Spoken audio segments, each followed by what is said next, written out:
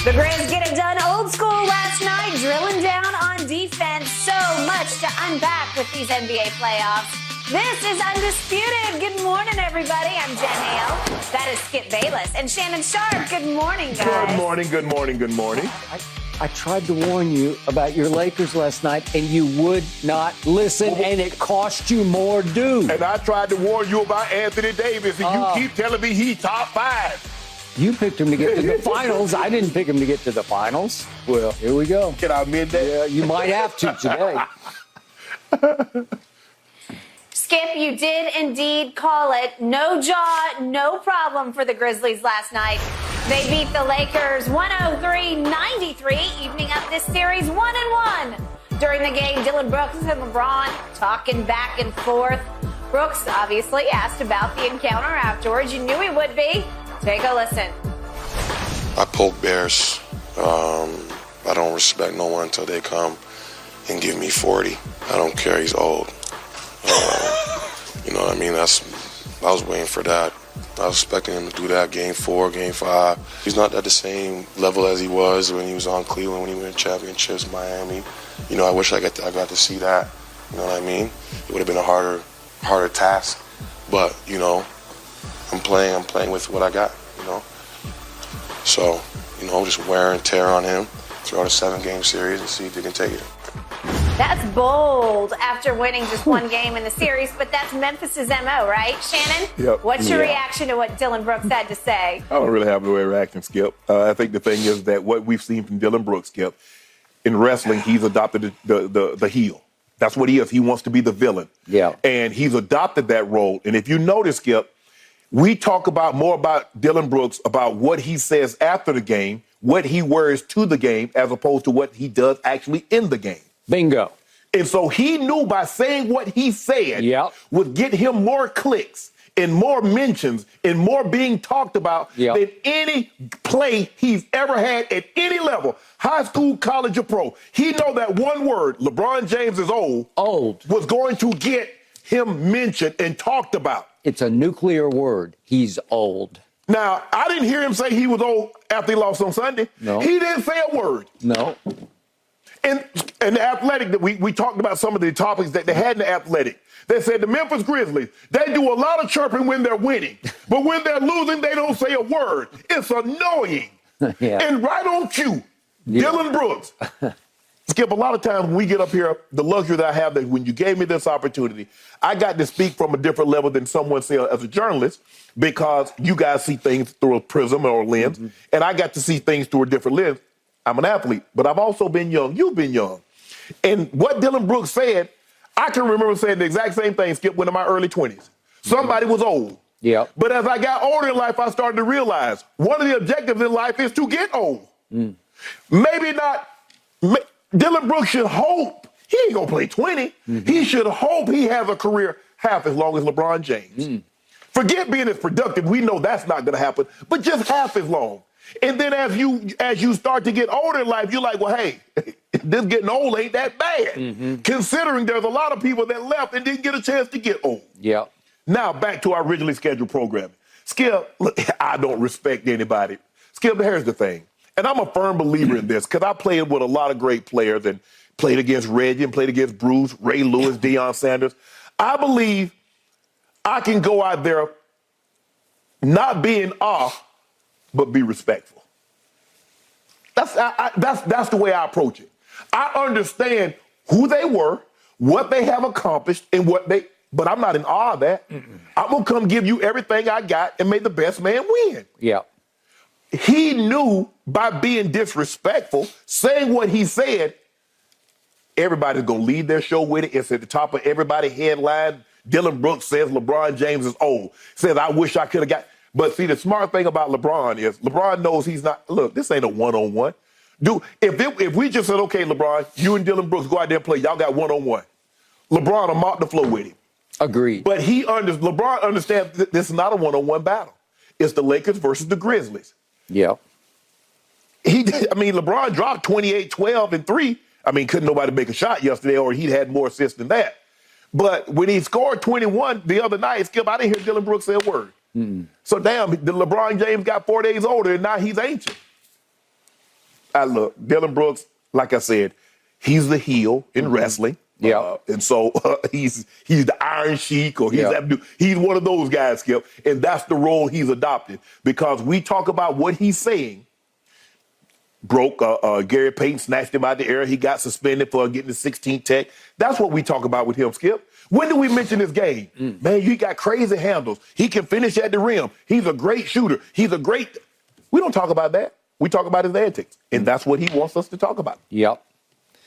So, for a man who had very little to say in reaction to what Dillon Brooks said about LeBron, you just had a whole lot to say. Okay, my bad. I did. Yes, you did. And by the way, I'll frame everything I'm about to say with our man Draymond Green, who will not play tonight because he's suspended. Right. Recently on his podcast, called Dillon Brooks a flat-out clown and said you don't build dynasties on clowns. Now, occasionally, Draymond's behavior can be clownish. Yes. But that's a whole nother issue that we're about to talk about in our next block here on the show. Dillon Brooks is nothing but an instigator. Instigating is all he can do. Correct. Because the truth is, he's all bark with very little bite. He doesn't have the game to back it up. And when we talk about smoke and mirrors, he has no smoke, really. He's all mirrors. He's a terrible shooter. Yes. He was a 32% three-point shooter this year.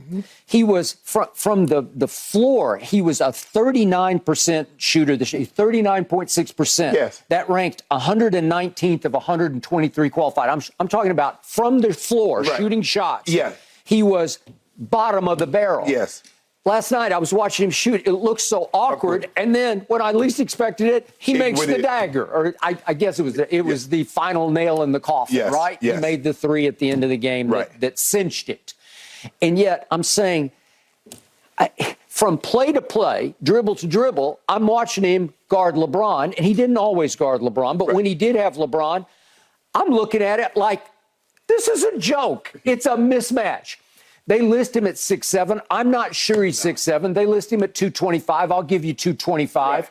LeBron James is 6'9", 260. LeBron towers over him. And by the way, LeBron also towers over Xavier Tillman. Yes. Xavier Tillman is 6'7". So he plays big. He looked like he was there 5 last night. He played 7-1 last night. He played 7-1. But I'm saying LeBron is very close to, because Jaren Jackson's, what do we give him, 6'10"-ish? Okay, LeBron is close to being the biggest guy on the whole floor. And when he decides on Dillon Brooks, he can just take him to school, take him to the bucket, take him anywhere he wants to take him. And yet, because LeBron did not impose his will soon enough on Dillon Brooks last night, he opened the door for Dillon Brooks to do what you just saw. Yeah. Because if the Lakers win that game and go up 2-0 going home, do you think Dillon Brooks is going to say that after the game? No. He gets it. He knows it. He's what you said. What's the flashpoint? Old. He's old. He's washed up. Right. He ain't what he used to be. The old gray mare ain't what she used to be, right? He's not the old Miami LeBron or the Cleveland LeBron. Right. I wish I could have seen that guy, but now he's just not the same. I got to deal with what I got. I got to deal with it. And yet, he did make one good point about if LeBron wants just to stay out there by the sidelines and shoot shots. Okay, my biggest issue with LeBron from the start is he still jacks up way too many threes. I agree. And last night, he averaged 7 three-point shots a game this season and had an abysmal three-point shooting season in which he was bottom of the barrel. Last night, he tried 8 and he made 1. And then he had the audacity, when he did make his 1, LeBron turned to somebody in the front row and stared him down. I'm like, give me a break, because if you can make 4 of those, you can do that. Yes. But don't do it off the first one when you're about to go 1 for 8. So Dillon Brooks had the advantage. He had the leverage after the game because simply they won a game that they really had no business winning. Correct. And yet, this was the flashpoint of the game for me. This is where LeBron was so disappointing to me, because he is clearly all-time great. We can go back and forth whether he's the GOAT or not, or whether he belongs in the top 10. I got him 9th overall. We could debate that all day. But he is all-time great because he is the greatest scorer in the history of this game. Right. He passed Kareem Abdul-Jabbar this year. That deserves honor. That deserves respect. Yeah. And that puts him on a pedestal far, far above some Dillon the villain way over here. I don't even know how long he's going to last in the league. Seriously, because his skills can't back up his mouth at all. So, Shannon, we had that flashpoint moment. What was the time? Let me get it here. Okay, so it's 8:10 of the third quarter. The Lakers are getting their asses kicked by a Ja-less Memphis Grizzlies. Yep. And LeBron makes a shot. This one was on Dillon Brooks. And it's the fadeaway at the free throw line, kind of like the shot that he passed Kareem on, right? It was real close to that shot. So here he goes. It's good. It's good. That's unguardable if you can make it. And up the court he comes, and LeBron is giving him the business. And Dillon Brooks is loving it and literally clapping back at him because in Dillon Brooks' mind, he's saying, I got him. I got him. He's recognizing my existence. He is responding to my trash talk. Did you hear what LeBron called him? No, I couldn't see what it was. An effing bum. Okay, bum. Okay, well, you know what? Okay, I'll give you that.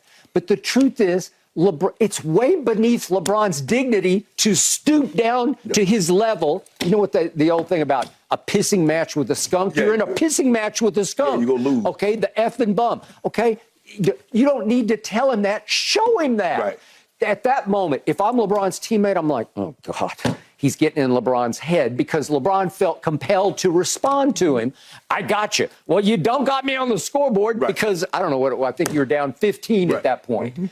Okay, so Shannon, you know and I know it's way beneath LeBron's dignity to do that at that point in the game. That's when I said, you know what? I think Memphis is going to win this game because Dillon is getting to LeBron. I thought Memphis was going to win the game through the first 5 minutes of the game. And you saw the way you saw they did not come out with a focus. I don't care. They can't convince me that they weren't satisfied with just getting one win. Yeah. They didn't come out Wednesday night like they came out Sunday afternoon. Yeah. That didn't happen. And you could tell early on, Skip, the loose balls that Memphis was getting to. Xavier Tillman, all of a sudden, I'm like, bro, who is he?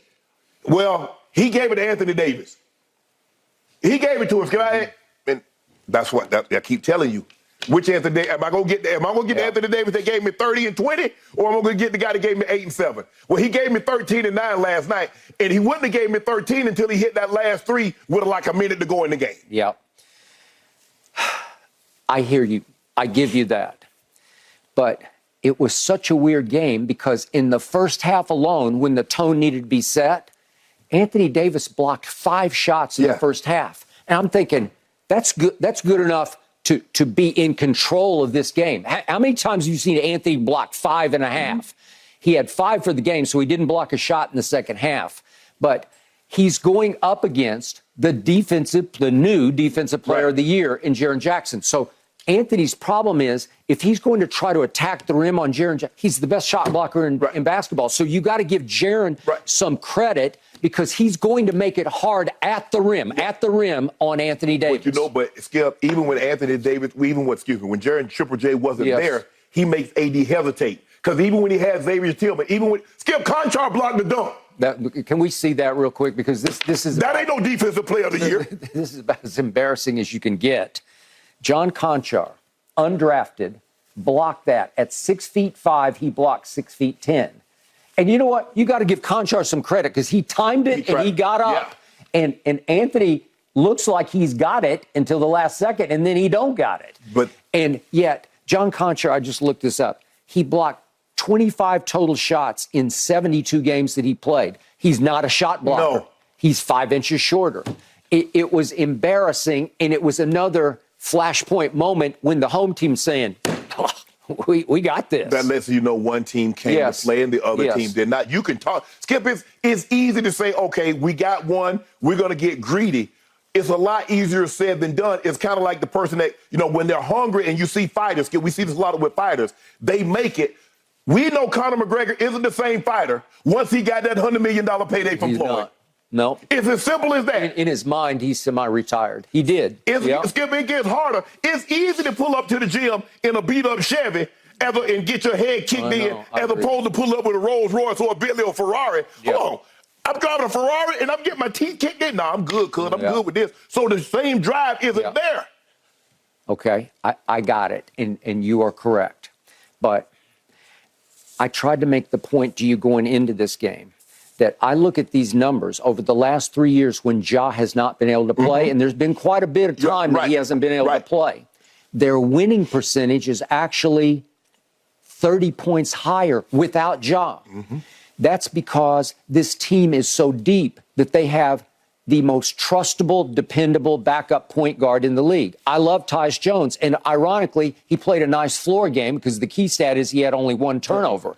But he missed all 5 of his three-point shots, and he's a 37% three-point shooter. Right. Shannon, the shame of last night was they didn't exactly shoot you out of the gym from 3. Usually the big upsets happen when the home team, the hopeless underdog, makes 23-point shots. They shot 30%, 30.6% from 3, right? They did make 11, but they took 11 of 36. It's not good enough to pull off an upset. Right. And yet, as you know and I know, the game never was really that close, right? No. And yet the Lakers shot 26.9% from 3, 7 of 26. It's just not good. They were the home team was actually begging for you to win the game, and you couldn't do it. Right. I think it's Skip, and a lot of times you watch, they got real careless guarding the 3. D'Angelo Russell gives up a 3, then he has a lazy pass, and then Luke Kennard intercepts it, then he fouls him, and now you got a 4-point play. That's 7 points that you just gave up. LeBron was trying to, worried about the lane, and then Roddy hits a couple of threes in the corner on him. And it just seems like they weren't focused. And then out of the half, Skip, they just came out, I'm sure the head coach, I forget, Darvin Ham. Skip, I'm sure that he drew us, this is what we're going to do defensively. When they do this, they're going to do that. Yeah. Skip, the first 2 possessions out, they give up layups to Tillman. Yeah. He got to take a time. I'm like, that's lack of focus. Yeah. That's not being in tune to what you got to get going on. That's like, hey, we got one, guys. We going back home. We going to play in front of our crowd. First time, we got to play first time and play out with a full crowd. Full house, yep. Okay. They weren't ready to play. All right. They were not ready to play. And yet, Memphis, you have to give them credit because they're so deep. They've lost Brandon Clark. They obviously lost Steven Adams. They obviously, Ja's standing at the end of the bench, cheerleading instead of being able to play. Right. And yet, every time I look up, there's somebody coming off the bench, Aldama or that David Roddy. I love David Roddy. Yeah. And they stole him in the draft because he was the Mountain West Player of the Year at Colorado State. When I saw him in the Summer League, I said, that kid can play. Right. And he comes in and makes 3 big threes last night. And Conchar has the big block. And Xavier Tillman has come from nowhere because he did next to nothing this year. Right. He's a low average. He averaged 7, 5, and 2 this year. And he comes in and has the game of his life. Luke Kennard. Okay, Luke Kennard. They picked him up, obviously, from the Clippers. Zach Kleiman is their architect, their team builder, their GM. He won the Executive of the Year last year. He's 34 years of age. This little note for your friend Travis Kelce. I did a lot of my podcast in response to him, but he should check out Zach Kleiman. He never even played high school basketball, and yet he is the guru of the Memphis Grizzlies, and I doubt he could score 1 point in an NBA game. Oh, yeah. Okay, so the point is that this is the team assembled, and it's so deep, it's still dangerous without some of its top players. Skip, and this is what I tell people all the time. You have to, no matter, if you take the best player, Giannis, and you take the 400th player, they're still in the same league. They are. If you don't take that guy serious, he will eat your lunch. I made that mistake. Oh, man, that joker can't play. And the guy held me to 2 catches for like 12 yards, and I got a concussion. Yeah. I never underestimated anybody again. He's a pro. Any pro can make another pro look foolish. Okay. Xavier Tillman made AD look foolish because he didn't take him serious, Skip. I agree. Okay. So as I look ahead to Game 3, and I listen to what Dillon Brooks said about your man LeBron James, I look back at this game and I say, timeout. Do you realize that Dillon Brooks got his 4th foul with 9.5 minutes left in the 3rd quarter? Yes. And I'm thinking, LeBron, you could have eaten his lunch. Just get down. You can get him out of the game. It's ridiculous that he was able to last through the rest of the game with 4 fouls, and then he had one more 5. But he only fouled LeBron one time. LeBron shot 4 total free throws in the game with Dillon Brooks guarding him. But you remember, Skip, look at I think LeBron last 6 points. He got him at the rim. Okay, let's. I'm going to show you the 2 buckets. Okay. There are 2 late buckets that cut the score to 6, and I thought both times that wait a second, maybe this is 348 and 310 if we could see these 2 shots. Yeah. Where LeBron just said, "You can't guard me. This is I'm just too good for you." He has no hope, no chance. Right. That's the first one. Okay, then let's see a next. This is about 40 seconds later. That's the dagger 3. Brooks. That's the dagger. But he had back-to-back buckets at the rim where he just took him underneath. Right here. I believe this is it. Just give it to him down low. Okay. And Dillon Brooks is watching because he can't stop him at the rim. And I'm thinking, the line looks pretty good. He had his 28 points. Shannon, I'm not exaggerating. He could have had 50 on Dillon Brooks because Dillon Brooks can't handle him. It's kind of, Skip, what you saw last night and what made you so upset with the Cowboys with Michael when they dropped him in coverage. Rush him! Yeah, no, LeBron, just go to the back. Just go post him up. Or attack him more. Yes. Drive him. Because what's wrong with this box score is LeBron shot 4 free throws. Yeah. The Lakers led the league in free throw attempts. Yeah. Well, they only had 21, and so did the home team. Okay, it's not good enough. But Jaren Jackson shot 10. He had 10 attempts. Yeah, because he's driving the basketball. He's driving the basketball. I agree. Attack mode. Obviously, I'm still bullish on the Lakers to win this series. I'm bullish on them to get to the conference finals. But that was pathetically unacceptable last night. And now they've just made the road longer. That's what they did. They definitely made that. Yeah. But Skip, D. Ham might have to cut that bench. Yeah. Because he's getting nothing from Troy Brown. No. Sunday night, too. Yeah. And Malik Beasley, it's just like the moment. I'm like, bruh, it's just like if LeBron's on the court, he can't make a shot. No, I got it. And as you know, the deeper you get into this tournament, the shorter your bench should get. Well, it should be short now. It is. But Hachimura is still rising and shining. They said, let's see if he can do it again Wednesday. He did it again Wednesday. Yeah, that's true. He did. He took the challenge, and he did it again. Yes. Yeah.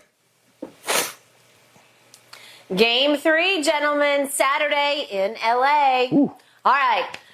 Let's continue with the NBA playoffs. Will the Warriors go down 0-3 tonight with no Draymond Green? Are they in big trouble? Plus, KD and the Suns, you think they're in the driver's seat, guys, with their series with the Clippers?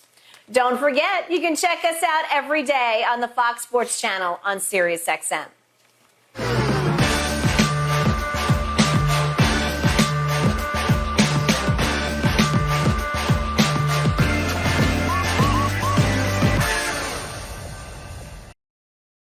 It is exciting times at Fox Sports as our team has picked up 2 Webby Award nominations for all of the hard work that was done during the FIFA World Cup over there in Qatar.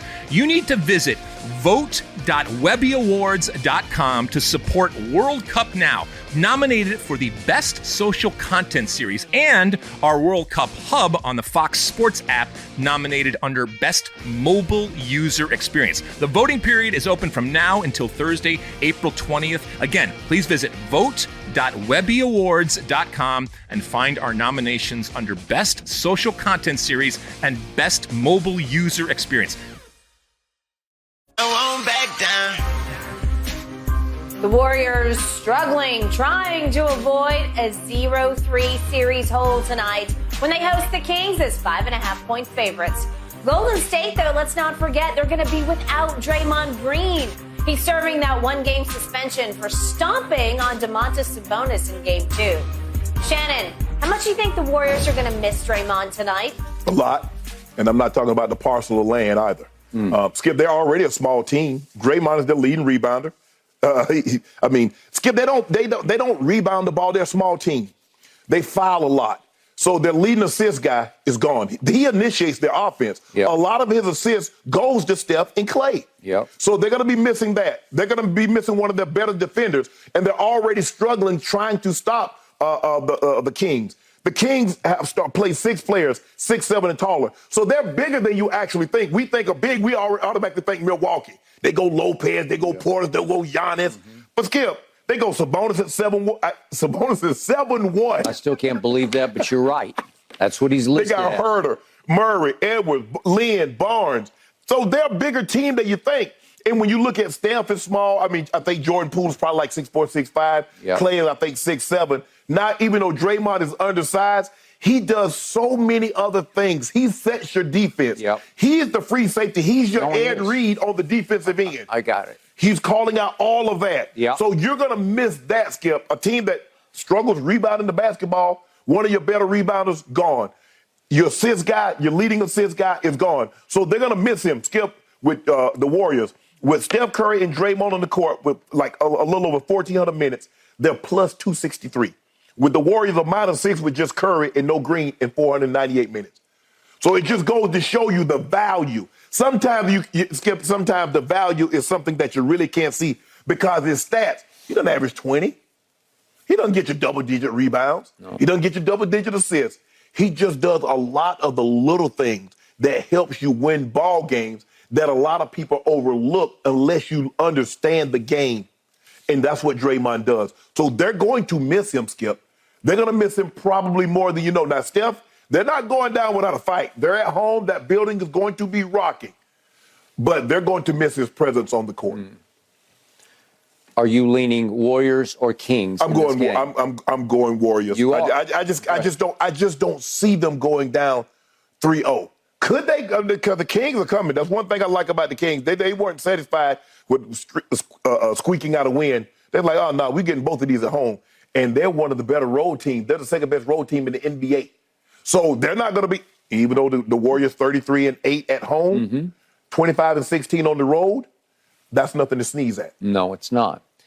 The last 2 days we discussed this, you were leaning towards Sacramento just because you do believe that Draymond is that valuable to this team. But Skip, I can't see, because if they lose this game, they're gonna probably end up getting swept. I can't see sweep in Warriors. I mean, and all great teams, Skip, have gotten swept. Yeah.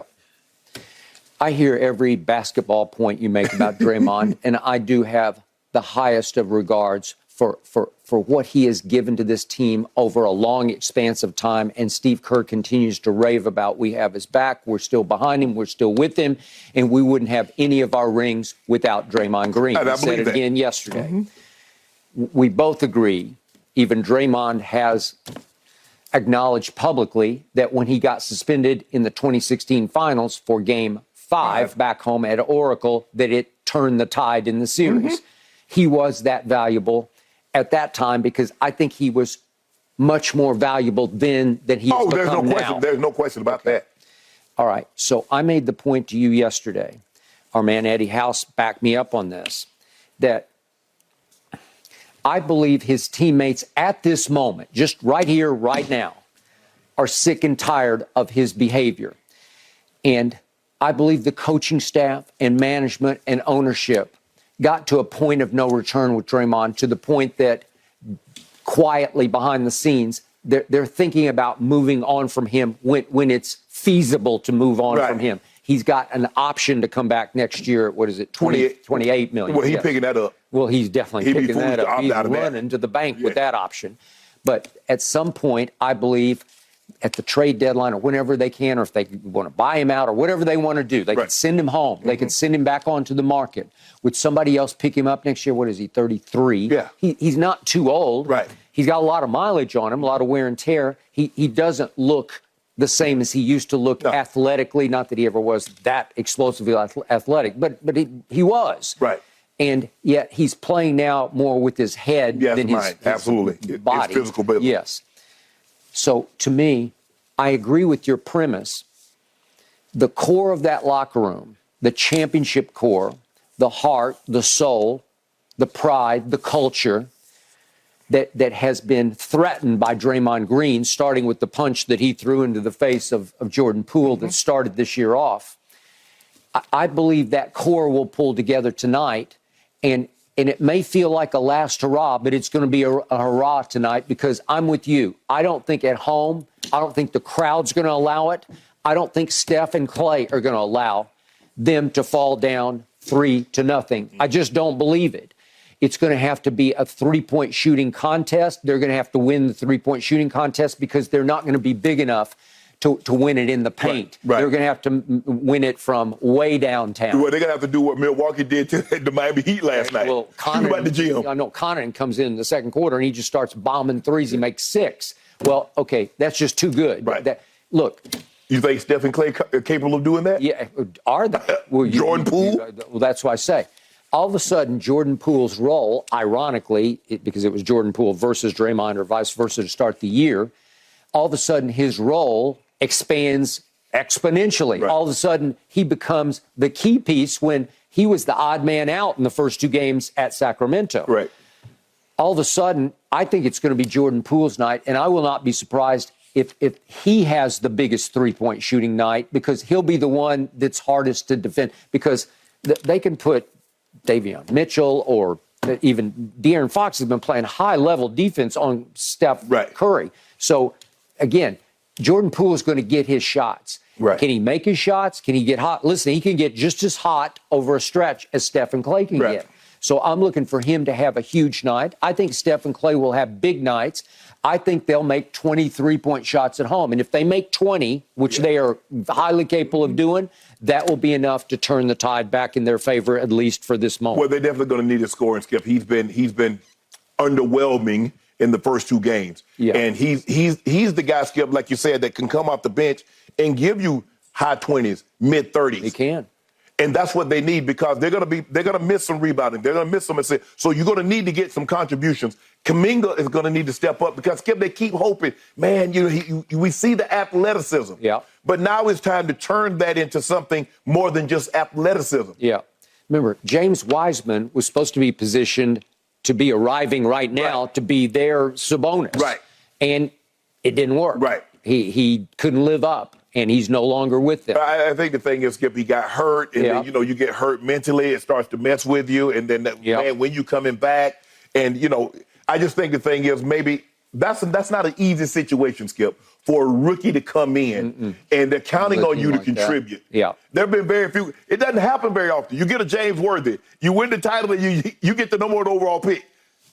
Think about this thing. Somebody whoever wins the title, and now they get the number 1 overall pick, which would probably be Wembanyama. Yeah. How fair would that be? No, I got it. No, I know. It's what Red Auerbach used to do with the all the time. How did you get Larry Bird? Yes. I don't know. Back then, you could draft the junior. He could go back to school, and you still own his rights. So when he came out, you got him. Wait, how did the Lakers get Magic Johnson? Oh, okay. Yeah. Okay. The point is, I think that you're going to see a shooting spree tonight from all the Warriors. And I'm going to put a little more pressure on Steph because he's got to be better than he was in the fourth quarter at Sacramento the other night in Game 2. And just to refresh people's memories, I'm going to show you the 5 that he took, and he missed all 5. Any one of these shots could have really flipped the script because they're momentum makers and breakers. They could have taken the crowd out of it. Here's the first one. And that's his shot right there, coming off a pick. He normally easy money on that one. Yeah. That's his shot. Yeah, he kind of forced push that one. That didn't look clean and smooth to me. That was he almost overshot the whole rim on that one. Yes, he did. And that's heavily contested, wide left.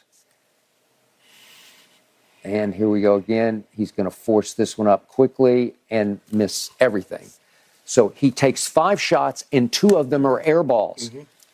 This is the man who revolutionized three-point shooting. We've never seen anything like. We all acknowledge, we all bow down, we all accept the fact this is the greatest shooter we've ever seen. Yeah. So in a turning point game 2, because again, a lot of people thought they would steal game 1. Yes, I did. But a lot of people then said, well, wait a second, at least they got to win game 2. And it's there for the taking. It's a nip-tuck game, back and forth. And not only does he miss all 5, but 2 of them are air balls. That only ignites the home crowd, which is hard enough to deal with in the first place. But if you make 3 out of 5, you turn down the sound in that arena. Absolutely. Right? Yes. There's nothing like a three-point shot to make momentum or break momentum. Yes. And for him to do that, now he owes his team. And again, to the victor go the spoils. He's in every other commercial. I can't, in between commercial break, and it's Steph, and it's Steph, and it's more Steph. It's Steph, and it's more Steph. And he earned all that last year with the finals, his first finals MVP. Give you all the above. Well, now you have to update your resume. Yeah. And he didn't update it. If you notice, Skip, they're making him work. Now, he doesn't have to guard De'Aaron Fox, but Herter is making him work on the offensive end because he's going to work himself on the other end because he's trying to get open. He's perpetual motion. So he has to be, if not the most conditioned NBA player, because nobody moves like he does. He doesn't stop. No. And he goes one way, they cut him off, he stops, he plants, he cuts, he goes back. And so he's constantly moving, and then you try to make him work on the other end. And so maybe he got a little fatigued because for him to get those shots up, Skip, when we get tired, we put our hands on our hip. Yes, you do. I mean, he's getting tired, and he's still got to let the three go from 27, 28 feet. He does. And to his credit, and I didn't show you these, but he made 4 shots in the fourth quarter of 2-point variety because he's going up and under, and it's work. Right. It's going to take a lot out of you. Right. Can he dredge it back up tonight? Well, he better. And yet I think they could come out and take this game over in the first quarter and just start pulling away. I don't think you want to be in a clutch situation with them in the fourth quarter. You don't, because they got the clutches. They got him. Yep. And they operate, and Sabonis is the best passing big man outside of Jokic. I think Draymond, he's past you in that aspect. Yep. And so, you don't want to. I'm interested to see, because Kevon Looney said, hey, he just got a normal game, so I'm going to play my game. Who's got a normal game? That's what he said about Sabonis. Sabonis, okay. Well, all right. We're about to find out if he got a normal game. Well, I keep telling you say 7'1". I look it up, and it's 7'1" because he plays like he's 6'10". He does. Okay? He does. Like I said, Skip, I was looking at the chart, and I was like, they got on 6'9", LeBron, obviously, and 6'10", and 6'11", is Kate, 7 foot, and then they got Sabonis. Yes. And like I told you, I didn't know his dad was 7'3". Yeah. He's a little alligator arm, though. He doesn't play long. He don't have long arms like a normal guy that's 7'1". No. But in the end, this has to be Steph's night. And at home, in front of that crowd, which is one of the best crowds in the league, that they have to rise and shine and make this a credible series. Right. Because to your point, if you don't win tonight, I think you're in huge danger of getting swept. And I'll say it one more time. I believe they will pull together in spite of no Draymond. Right. Like Draymond will actually be the reason they win instead of lose tonight, because they are sick and tired of it. For the most, not that they despise him, but they're going to say, okay, let's show everybody we can win without him, because he has become a little more trouble than he's worth. It's funny that you say that. You said Sabonis got a little short arm. Yeah. He does like little T-Rex. He's T-Rexy. No, he is. Well, but the other night he was having trouble at the rim because of Looney. He doesn't play 7'1". No, you know what I'm saying? You think somebody like to be? Oh yeah. No. He plays like a little guy. Yeah. Draymond was at Warriors practice yesterday, guys, and addressed the team for about a minute, imploring them to keep their eye on the prize, so to speak. We'll find out tonight if they can respond. Okay, Suns and Clippers all knotted up at a game apiece in that series tonight, the Game 3, with the Suns being 3-point road favorites, according to Fox Bet Sportsbook. The Suns also still favored to win the series, despite losing that Game 1 at home, which, surprised a lot of people. Shannon, do you think the Suns have now taken control of this series? What would make me think that? They don't have a 2-0 lead going on the road. They're tied 1-1. They are. Going on the road for 2 games. Now, the Suns are going to have to take at least one of these games to even up home court, to have the home court back in their favor. That is true. I think the Suns are in a bit of trouble. The question is, if PG was healthy, would the Suns still be favored? That'd be very interesting to see. Because I think the Suns are favored because PG is out. Kawhi has been sensational. He looks like Toronto Kawhi. He does. I agree. I mean, he's averaging 34 and a half, basically 35 points, and the Clippers are going home, and they're 23 and 18 at home. The Suns are going to have to dominate this game with their starting lineup because they do not have the depth that the Clippers have on the bench.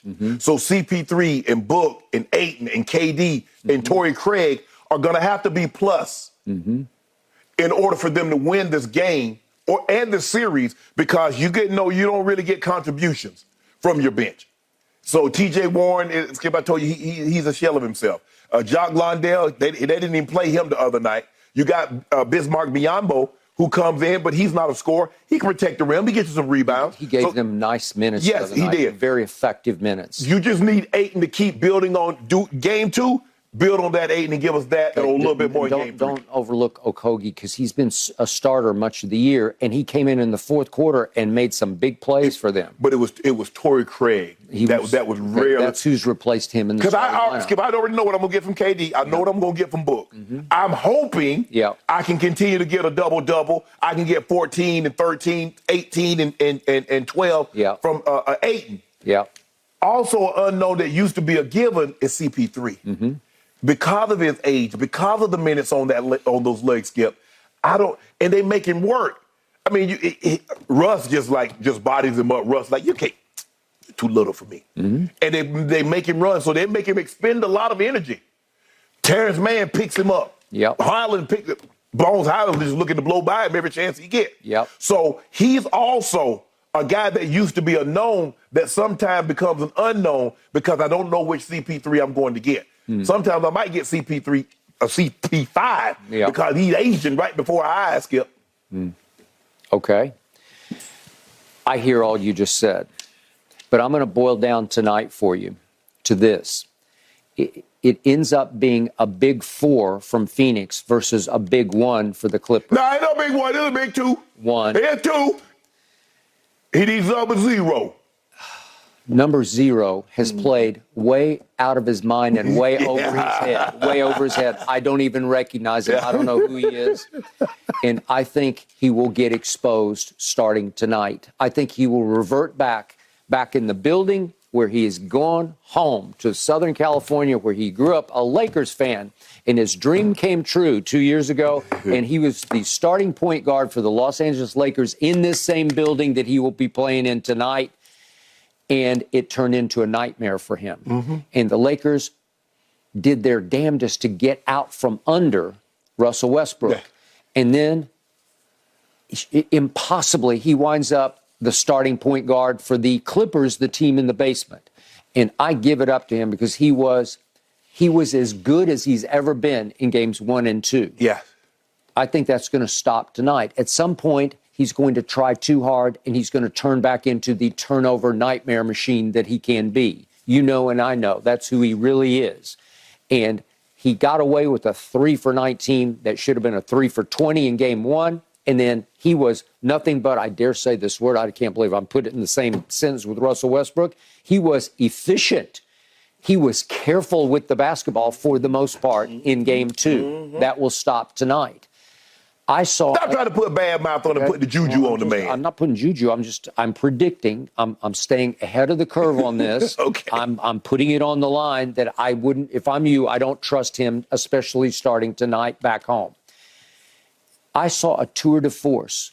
I saw a showcase of a big 4 from Phoenix because DeAndre Ayton, of whom you have asked many questions, you have many doubts about, he rose and shone, especially in the second quarter the other night, when he kept them afloat. And he played big the other night. He outplayed Big Zoo, who outplayed him in game 1. Correct. And Durant was Durant. He's always going to be KD. We got it. And then Book was Book to the highest order because once he got off, once he hit that huge 3 at the end of the first half, in the third quarter, he went berserk. And it's who he is and what he is highly capable of doing. For sure. And then who brought them home? It's the guy that you're calling CP5. It's the guy that you're wondering about age and attrition. And I'm going to show you again the 4 shots that he made in the fourth quarter. And every one of them is a nope, not in my house. Nope, not in my house. Because every time I thought, it looks like the Clippers are about to take a 2-0 lead. He looked like that CP3 that did it to your Clippers in game 6 at Staples. I was just going to bring that up. But if we could see the 4 that he made at home again, this is in Phoenix in the fourth quarter, That's a difficult shot right That's there. big time for him. And he doesn't have a lot of lift. He doesn't get up very high. He has to kind of force it up, but that one's over a 7-footer. And it's another one. He's getting up there. And he's shooting with conviction and authority and clutchness that we don't always see from him. But you're right. There was a closeout Game 6 against the Clippers, ironically, when he came into this building where he played for a long time. Yeah. So he loves the shooting background at what used to be Staples, right? And he walks in the door, and that night against the Clippers in a closeout game when they had no Kawhi, but Paul George was playing playoff P basketball. Yes. And it looked like they had a real shot. And they're hanging in and hanging in. He scored 41 total points. He scored 27 in just the last 90 seconds of the third quarter. And the fourth quarter, he scored 27 points. Every time he looked up, he's making another big jump shot. Yep. And he was actually jumping and shooting. Okay, he is capable of doing that because he's done that before. He's the one that you can't double cover, obviously, because you're trying to say, should we put 2 on Book or 3 on KD? Or what are we going to do this time? So they tried every possible defense, but no defense includes anything but single coverage on Chris Paul. Yeah, but you don't want to double Chris Paul, Skip, because he is a point guard. He's a true definition of point guard, and he's going to pick you apart. So you're going to focus your attention on the 2 scorers, which is KD and Book. Yeah. And good luck stopping them, because if they get it going, there's nothing you can do. You just hope they miss here and there. You're not stopping them, because you saw Book, Skip, in that third quarter, when he got that 18, he was just taking the ball, they put the ball in his hands, and he's just getting to his spot and elevating. Kevin Durant he wants to spin the corner, get on the edge, and elevate. Okay, I got it. All I know is that the first game they played together was at Dallas on a Sunday afternoon, KD and Chris Paul. And remember, they were basically triple covering KD. And in the fourth quarter, they were daring Chris Paul to shoot threes. And he made 2 threes and 2 two-point jumpers that turned the tide back in favor of the Phoenix Suns. And I'm saying he can still do that. Does he get blown by a lot? Yes, he does. Yeah. But also one other bench point for you. Remember, Cameron Payne has had a back issue that's kept him out. Right. Well, I don't know. They say he's close to returning. Would he be back tonight? If he is, he'll get some key minutes, because I think you agree with me. He's pretty good. Yeah. Right? Yeah. But it seems like he's been only good for Monty. Monty brought, he was out of the league until Monty got the job back. But he's been really good. Yeah. So he can give Chris some rest that Chris didn't get in the Chris first 2 definitely games. needs it. He needs some rest. Yeah, playing him 39 minutes, that's asking an awful lot. Asking a lot. So I'm looking for Chris to be much fresher in the fourth quarter tonight if Campaign can play, and I think he might. You lean the Suns. I'm leaning. I am not leaning. I'm towering Suns. Oh! Yeah. I think the Suns are in control of this series. And Russ. Yeah. They trust. Do they? They do. Big trust, Russ? Okay. I don't believe you. I'm saying, I don't believe you trust him. Did you see what he did Sunday? Did you see that? Yeah. Okay. And I also saw him in the second quarter. He goes up for a shot and completely loses the handle, and it accidentally goes over the rim in, and he gets an and one. And then early in the fourth quarter, I see him attack the rim, and he's got a wide open dunk by blowing by Chris Paul, and he loses the handle and back irons it.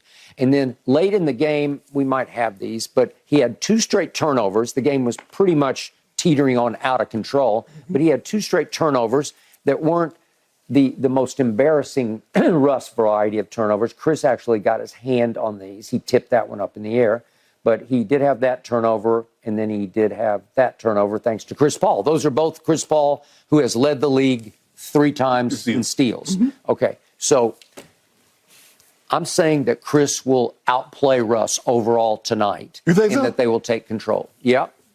Do you love the Clippers? You got them at home? No. I don't love the Clippers. I don't know if I got Chris Paul outplaying Russ, though. I do. When it matters, fourth quarter, Chris will outplay Russ. Well, he better. You like it? That's the only way you guys can win is that you're starters, because you don't have a bench. There's a Biombo's really good. Come on.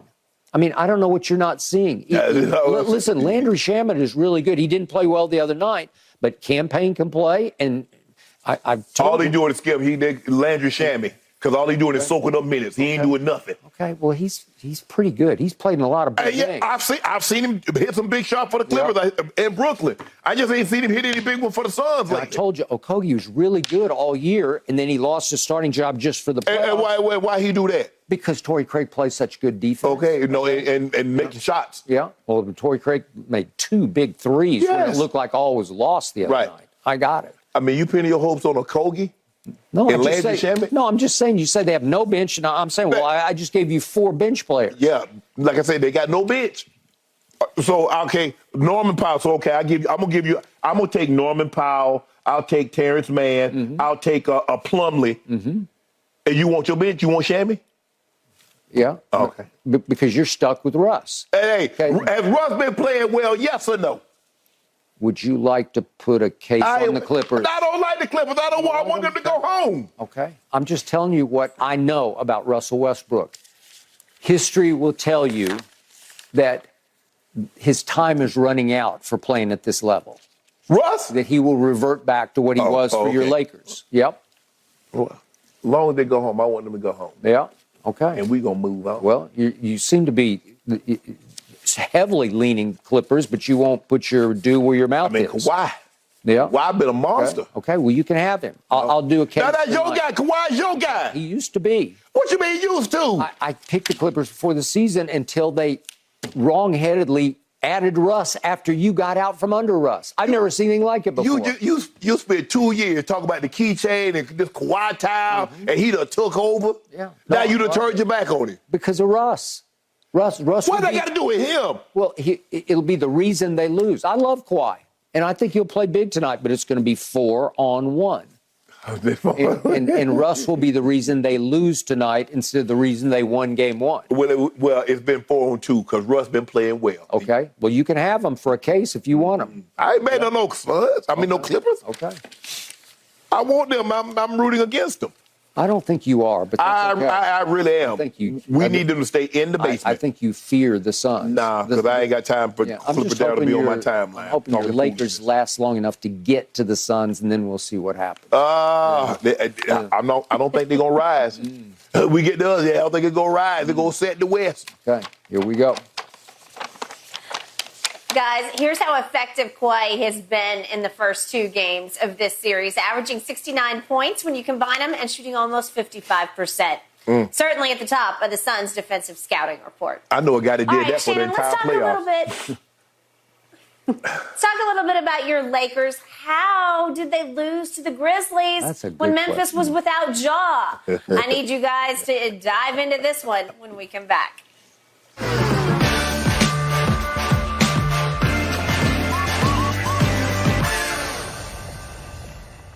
Hey, college football fans, Joel Klatt here. And over on my podcast, The Joel Klatt Show, we discuss the best teams, players, and storylines in college football. This month, leading up to the NFL draft, I'm giving you my mock drafts, top 50 prospects, and interviews with draft experts. So follow The Joel Klatt Show on the Fox Sports app, Apple, Spotify, or wherever you get your podcasts, and get in on the fun. Lakers losing 103-93 to the Grizzlies last night, even with that guy right there, sitting on the bench, sidelined with that hand injury. Lakers struggled shooting the ball, going 27% from 3, just 41% overall. LeBron had 28 points. AD had 13 on 4 of 14 shooting. Lakers just could not get going offensively. Shannon, what do you think is the biggest reason they lost? I think the biggest reason they lost, they didn't have the focus. I believe they were content to get one game. They talked about how we're going to get greedy. We want both games. We already got one in the bag. Let's go get another one. And they didn't come out with the focus that said they wanted to get game 2. They lacked the defensive intensity. They were just guys were getting blown by defensive assignments, what it needed to be. And guys were just, no offense. Guys, the first 4 or 5 minutes of the ball game, you can see guys just coming down willy-nilly, just jacking up shots. Yep. Thinking like, they without Ja, they without Big Adams, and everything's going to be okay. And it's not going to be okay. And you approach the game as if you already had one in the bag. And so it was just frustrating to see because you saw Sunday what they're capable of. The great execution, the great ball movement, guys playing. D-Lo couldn't buy a shot last night. AD couldn't buy a shot last night. Vando afraid to finish at the rim last night. It was just so many things. Skip, rest might be, maybe they need to just play like every other day. Maybe rest is overrated when it comes to this team. I thought, okay, they had the long rest because when they won the play-in tournament, they got 4 or 5 days off, and then they got another 3 or 4 days off, and then they come out flat like this. Yep. So maybe the 2 days off and then playing again on Monday, maybe that will serve them well. Skip, this AD man. AD is the biggest magician I've ever seen because the magicians are normally small. You go back and look at Houdini, you look at Chris Angel, you look at Copperfield, Siegfried and Roy. They're small men. Yeah. AD too big to be a magician. But he disappeared on me last night, right before my eyes. I saw him, and then I didn't see him anymore. That's unacceptable. I'm not saying, look, Xavier Tillman is a pro. Okay, he go get 22 and 13. You give me 26 and 18. You can't get outplayed by a backup. You can't. Gabe, the Grizzlies got like, hey, we might rest Ja again. We got life. And you could have had him on life support. Yep. Okay. Usually I have a definitive take on what happened in a basketball game. This is one of the weirder outcomes I've ever seen because 2 + 2 does not equal 4. Usually when you lose badly in a game like this without the other team's star players playing, 3 of them anyway, especially Ja, it's a 3-point shooting contest in which you get shot out of the gym from 3. That didn't happen last night. They shot 30.6% from 3. I love Tyus Jones. He was 0 for 5 from 3, and he's a 37% shooter. I love Desmond Bane's 3-point stroke because he's a 40% 3-point shooter. And you see what he did? He went 1 for 6. So how do you explain that kind of poor 3-point shooting? And you were trailing by 20 much of the game. It just felt like a 20-point game. Definitely in the teens much of the game. Yes, but it did get to 20 in the third quarter. Yep. Okay, so I step back from what happened last night and I say the single biggest reason you lost was Ja didn't play. That's it. And 2 things happened. You decided we got this when you don't got this because, as Austin Reeves said after the game, they have proven in the last 2 years they play really good basketball with or without him. That's the God's truth. They do. Right. And he goes on to say, so we knew it was going to be a challenge. Well, you didn't act like it. Yeah. And he goes on to say, they were desperate and they played harder than us. True. Yes. Because that's the essence of what happened. Because to your point, you could see in the first 5 minutes of the game, wait a second, Lakers didn't show. They're going through the motions. Yeah, they're just going through the motions because they have by far the 2 best players on the floor. And last night, it wasn't even close. Desmond Bane cannot guard LeBron James. And Anthony Davis should have his way, especially when he's got Xavier Tillman on him because Xavier Tillman is 6'7", right? And AD's 6'10", okay? But he plays 7 feet, as you know. That's why Darvin's been calling Wilt Davis, right? As in Wilt Chamberlain. Okay, so you should have your way, and you don't because all of a sudden Memphis plays a different style of basketball without Ja. I love Tyus Jones because he's like Cooper Rush is to me, to my Cowboys.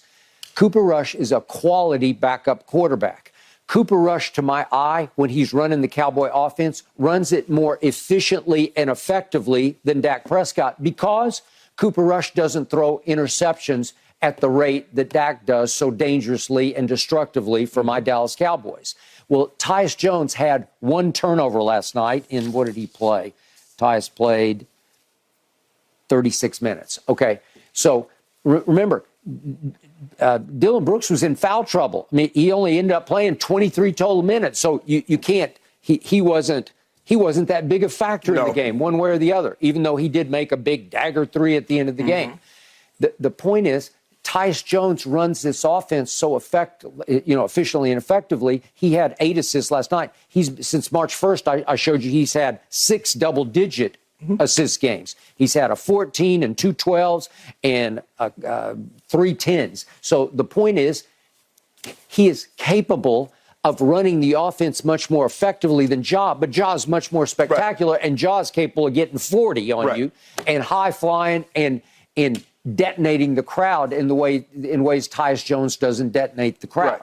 Okay, so you were up against it because now they're more machine-like. They're just going to keep working and working for good shots. And then Xavier Tillman has the game of his life at 6 feet 7 inches tall because he's not going to do that on a nightly basis because his stats for the year were he averaged 7 points, 5 rebounds, and 2 assists. And so you let him get triple his points, double his rebounds. Triple, yeah. He goes 22, 13, and 3. Right. Wow. Yet AD blocked 5 shots in the first half, and I thought that was enough to set tone. But no, tone didn't get set because AD got blocked at the rim by a 6'5" Conchar. Well, he got blocked several times. He did.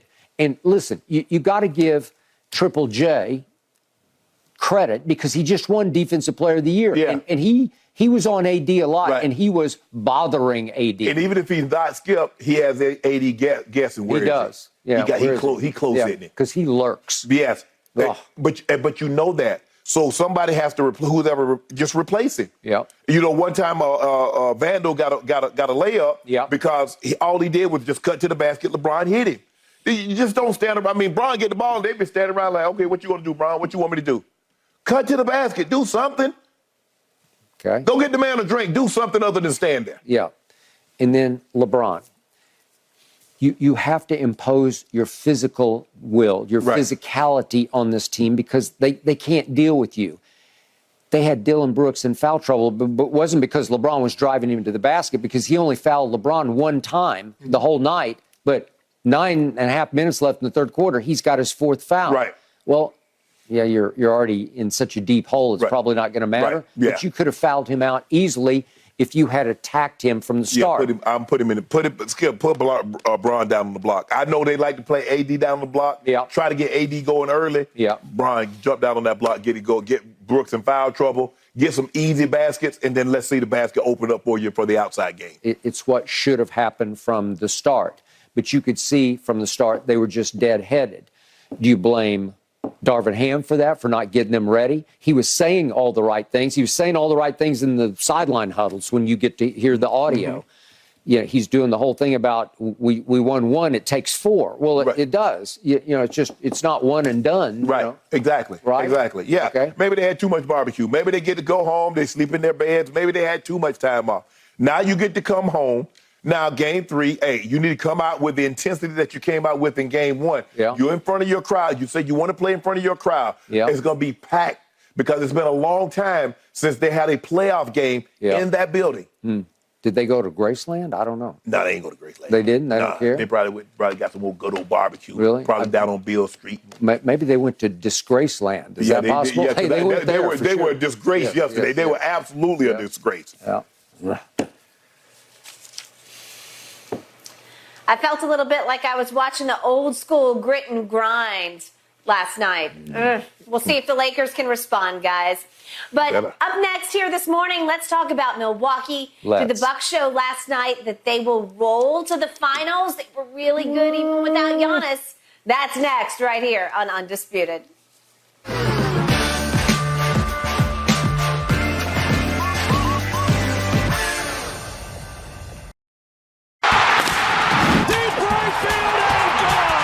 Baseball is back, and so is Flippin' Bats. 5 times a week, Monday through Friday. So follow us on the Fox Sports app, YouTube, and anywhere you get your podcasts.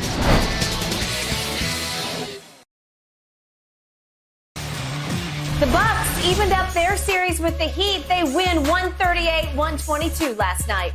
Milwaukee led by as many as 36 points late in the third. This, guys, despite not having Giannis. With that lower back injury, he just could not play last night. Shannon, what does it tell you the Bucks blew out the Heat without Giannis? Well, Skip out there tells me that they have a very deep team. I mean, Chris Middleton is an all-star. Holiday is an all-star. They had a defensive player of the year candidate and Brook Lopez. they're a very deep team. But Skip, if you're not going to lose very many playoff games if you make an tied NBA record 25-3. You're not going to lose. Now you'll lose a game if somebody hits 26. Yeah. But the likelihood of that happening, I mean, because if you look at it, Skip, Miami shot 16 of 36, 44% from three with 16 makes. That's good. For them, it's great. But the other team.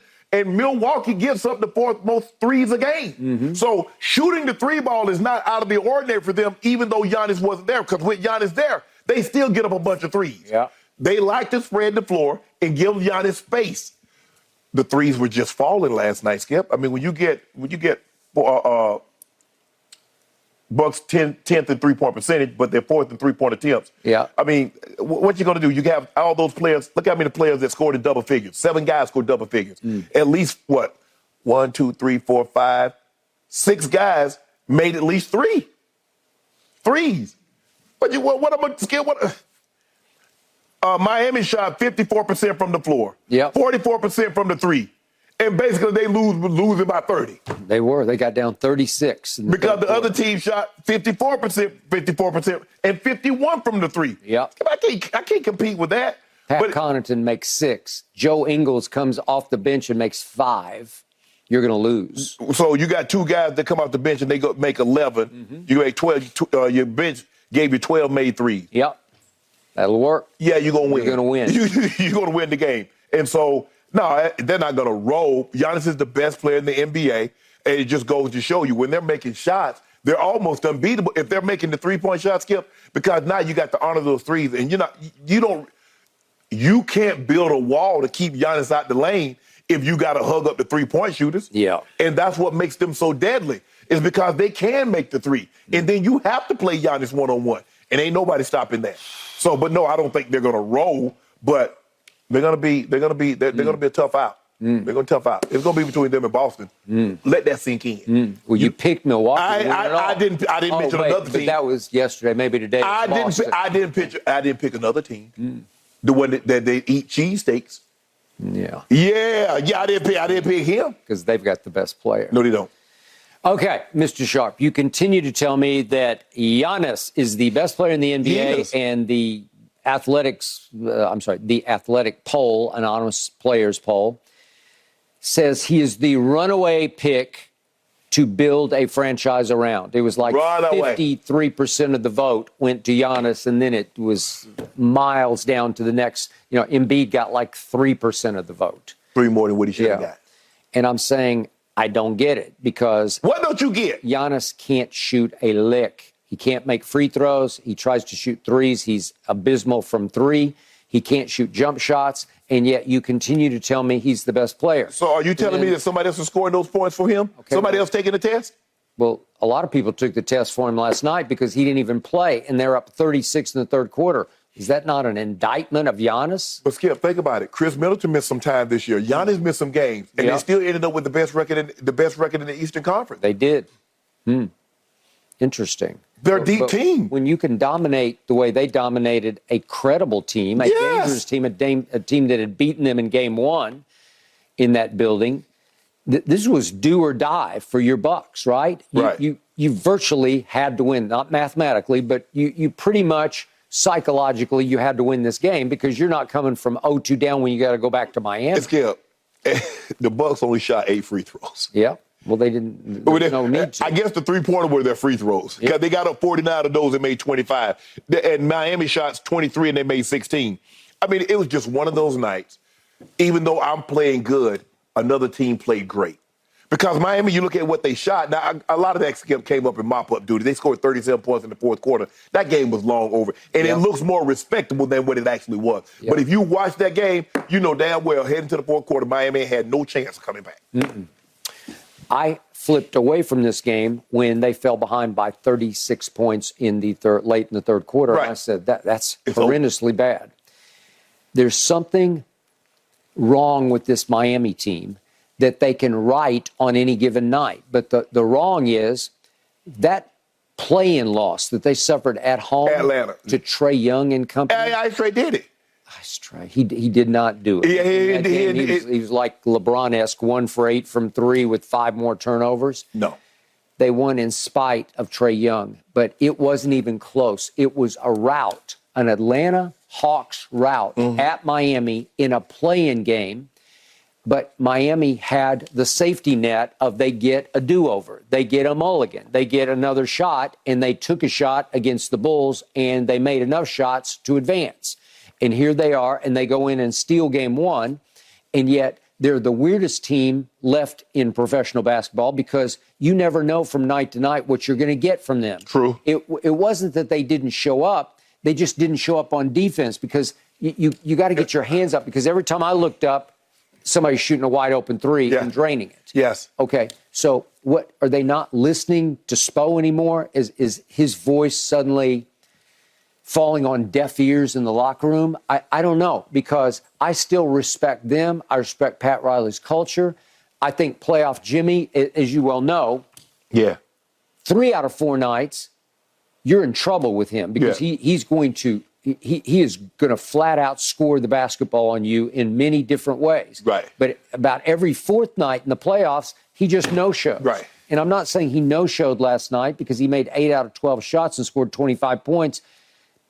He didn't have any rebounds, didn't have many assists. But they didn't play no defense. You gave her 81 points at the half. You can't do it. You just can't do it. Okay? So I still believe Miami is very dangerous to your Milwaukee Bucks. I still believe Miami will go home and win game 3. I wouldn't bet on Miami to win the series, but I will bet you that all of a sudden they'll flip the script when they go back home because that's how they are. That their makeup is every other night when you least expect it. Giannis coming back? I'm going to assume he's going to play in game 3. I thought he was going to play in game 2 last night. He was upgraded to questionable before the game. He was game time, didn't play. He's got a bruised tailbone. Okay? Is it fractured? Or they said not. They said all the scans, the X-rays, the MRI, they're all clean. It's just painful. Okay, it's just painful. Okay, so even with or without Giannis, I don't believe they did. Skip, I mean, come on, you have one of these, maybe 2 games like this, a playoff series. If you play multiple rounds, you'll get 1, maybe 2 games. 25-3, Skip. Yeah. Okay, do you agree with me that Miami's going to win game 3?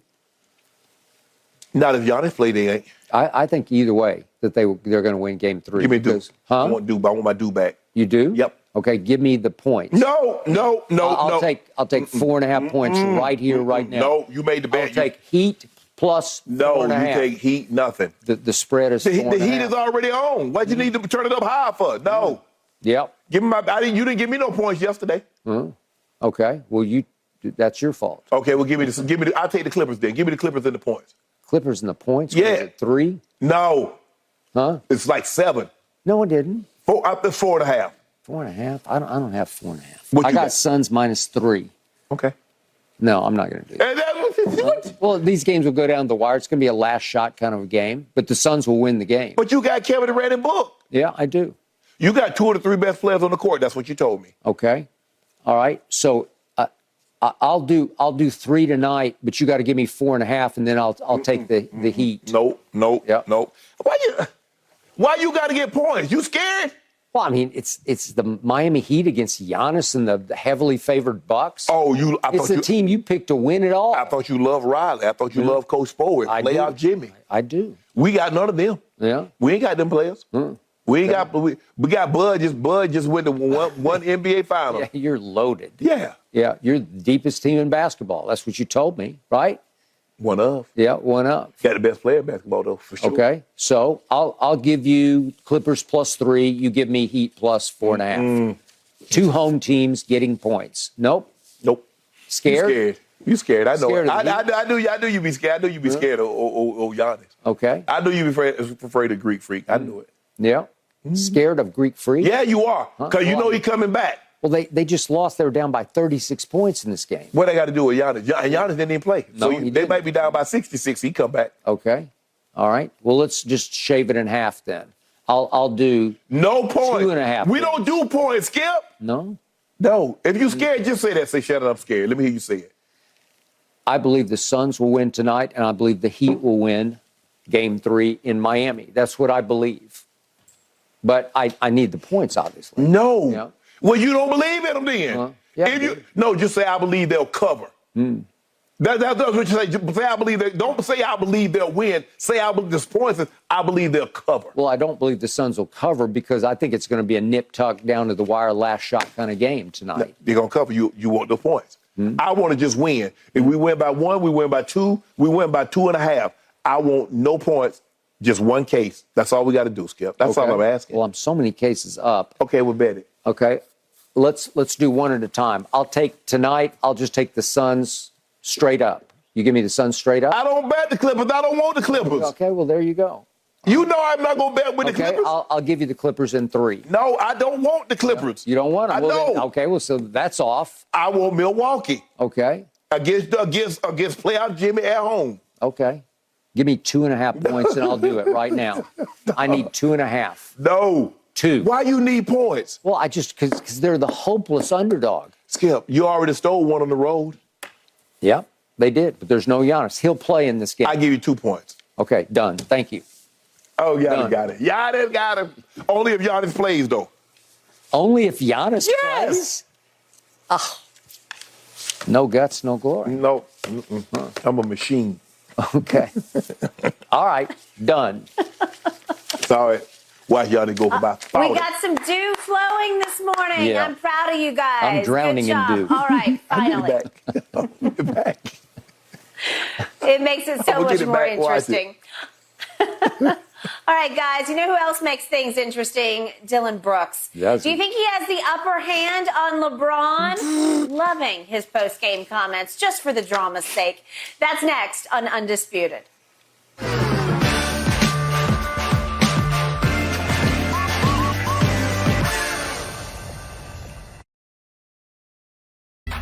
Okay, despite not having Ja Morant, the Grizzlies still beat the Lakers 103-93 by 10. That evens this series up at 1 game apiece. Now, Dillon Brooks and LeBron, they were seen chatting back and forth during the game. Afterwards, of course, Brooks was asked about the encounter. Take a listen. I poke bears. I don't respect no one until they come and give me 40. I don't care he's old. You know what I mean? I was waiting for that. I was expecting him to do that game 4, game 5. He's not at the same level as he was when he was on Cleveland, when he won championships, Miami. You know, I wish I got to see that. You know what I mean? It would have been a harder task. But, you know, I'm playing with what I got, you know. So, you know, just wear and tear on him throughout a 7-game series and see if he can take it. Woo! All right, he likes poking bears, and he thinks LeBron's old. Shannon, is Dillon Brooks in LeBron's head? No. If LeBron averages, let's just say he averages 28, 12, and 3 for an entire season, LeBron is probably going to be first-team All-NBA. Shoots 50%, average 28, 12, and 3. I mean, so why wasn't he in his head on Sunday? LeBron had a worse game. Everybody always talk about they in somebody's head the moment they win the game. But when you lose, you weren't in the head when he lost. Just what he wants. He's adopted the role. He says, my game won't warrant you talking about me, Skip Bayless. I need you to talk about something that I said. I said LeBron James, the league's all-time leading scorer, is old. You talked about what I had on coming to the game. I wore overalls and cowboy boots one day. I had my hair slicked down like I'm Cat Williams. So we talk about ancillary. We don't talk about the real deal. No. Oh, man, you see Dillon Brooks' handles? Man, that joke can finish at the rim. He can shoot the ball like Steph. Oh, he got handles like Kyrie, finish with either hand. We never say that. Yeah. He know he got Googled and clicked on last night more when he said what he said about LeBron than everything that he's accomplished on the court, be it high school, college, or NBA, about what that one thing. He understands that. Yep. I got to get talked about. My game won't warrant you talking about me. So what can I get you to talk about? Man, you heard what Dillon Brooks said about LeBron? Man, he said LeBron, oh. Man, you see what Dillon Brooks had on? Man, stop. Look, Dillon, just hope and pray you have a career as half as long as LeBron. Hope and pray you live. The objective as you start to get older, ask anybody that's in their 30s, that's in their 40s or 50s or 60s, and you see that you have a different outlook than when you're 24. You say things, because I remember saying the same thing, oh, that he old, she old. Yeah. And then start to realize, hell, part of the objective is to get old. Yeah. You appreciate things a lot more. You don't appreciate things when you're young, Skip, because you think you're going to live forever. Yep, you do. But as you start to get older, you see things like, whoo, thank you, Lord, for letting me see another day. All true except your conclusion, your takeaway. Last night, Dillon Brooks got in LeBron's head, and I could not believe it. I was so disappointed in the all-time greatest scorer. Go ahead. You covered Jordan. Yes. Jordan never responded to anybody on the court when they started chirping to him. Did Kobe ever respond to anybody when they started chirping to him? A simple yes or a simple no? It was rare that anybody started ever. Yes, and Skip, no. Skip, you can go back and pull 30. People challenge Jordan. People challenge Kobe. They didn't live to tell about it because death and destruction were about to be wreaked upon them. Jordan just made up spats and beefs with people just so he could go nuclear on them. Yeah. My point is, if anyone had ever dared to speak about Michael Jordan in the middle of a playoff series, we're still early in the playoff series. If anybody had ever dared, nobody ever did this to Jordan, where Dillon Brooks went scorched earth. He just pulled out every stop. He had no respect. He had no honor. He just let him have it. Skip, the man is in year 20. What do you think people was doing to Jordan when he was at Washington? You remember Kobe dropped 55 on a double nickel, about to be my age, on his head. Okay, but I'm dealing with LeBron at the back end of his prime. He is still, I've been watching him score 35 points a game. Yes. I saw him score 28 last night. I'm just saying, I could not believe he stooped at that moment, 8-10 left in the third quarter, when he made that shot, if we could see it once again. It was a sweet shot. It was the same shot he made to pass Kareem. And he does it on Dillon Brooks. He wasn't always guarding LeBron the whole night, but he swishes it and goes up the floor, and he's given him... No, he didn't say anything. He's just looking at it, Skip. Okay, but now he's talking. He's talking. And Dillon Brooks is loving it. Literally clapping back at him because he knows he got his, so to speak, goat. He got under his skin. What is the most effective part of Dillon Brooks' game? Seriously, the most effective part is psychological warfare. It's the only part of his game. He ain't got no game. Psychological warfare. Again, Draymond dismissed him on his recent podcast as a clown. You don't build no dynasties on clowns. I agree with that. He is clownish, so can Draymond be clownish, but Draymond's got a bunch of rings to show for it, right? And all-stars and all NBA. He's got all kinds of stuff to show for it. So it's not even close because Dillon Brooks does not belong in the same breath with Draymond or especially LeBron, Raymond James, right? Right. Yeah, LeBron let him get under his skin enough that he thought he had to put him in his place verbally, and that's when he's clapping gleefully, like, I got him. I poked the bear, and the bear tried to come back at me. And all Dillon Brooks has to say, scoreboard. Right. It's a 14-point game at that point. If LeBron had made that shot to go up 14, I'm good with it. Okay, but let me ask you a question. Yeah.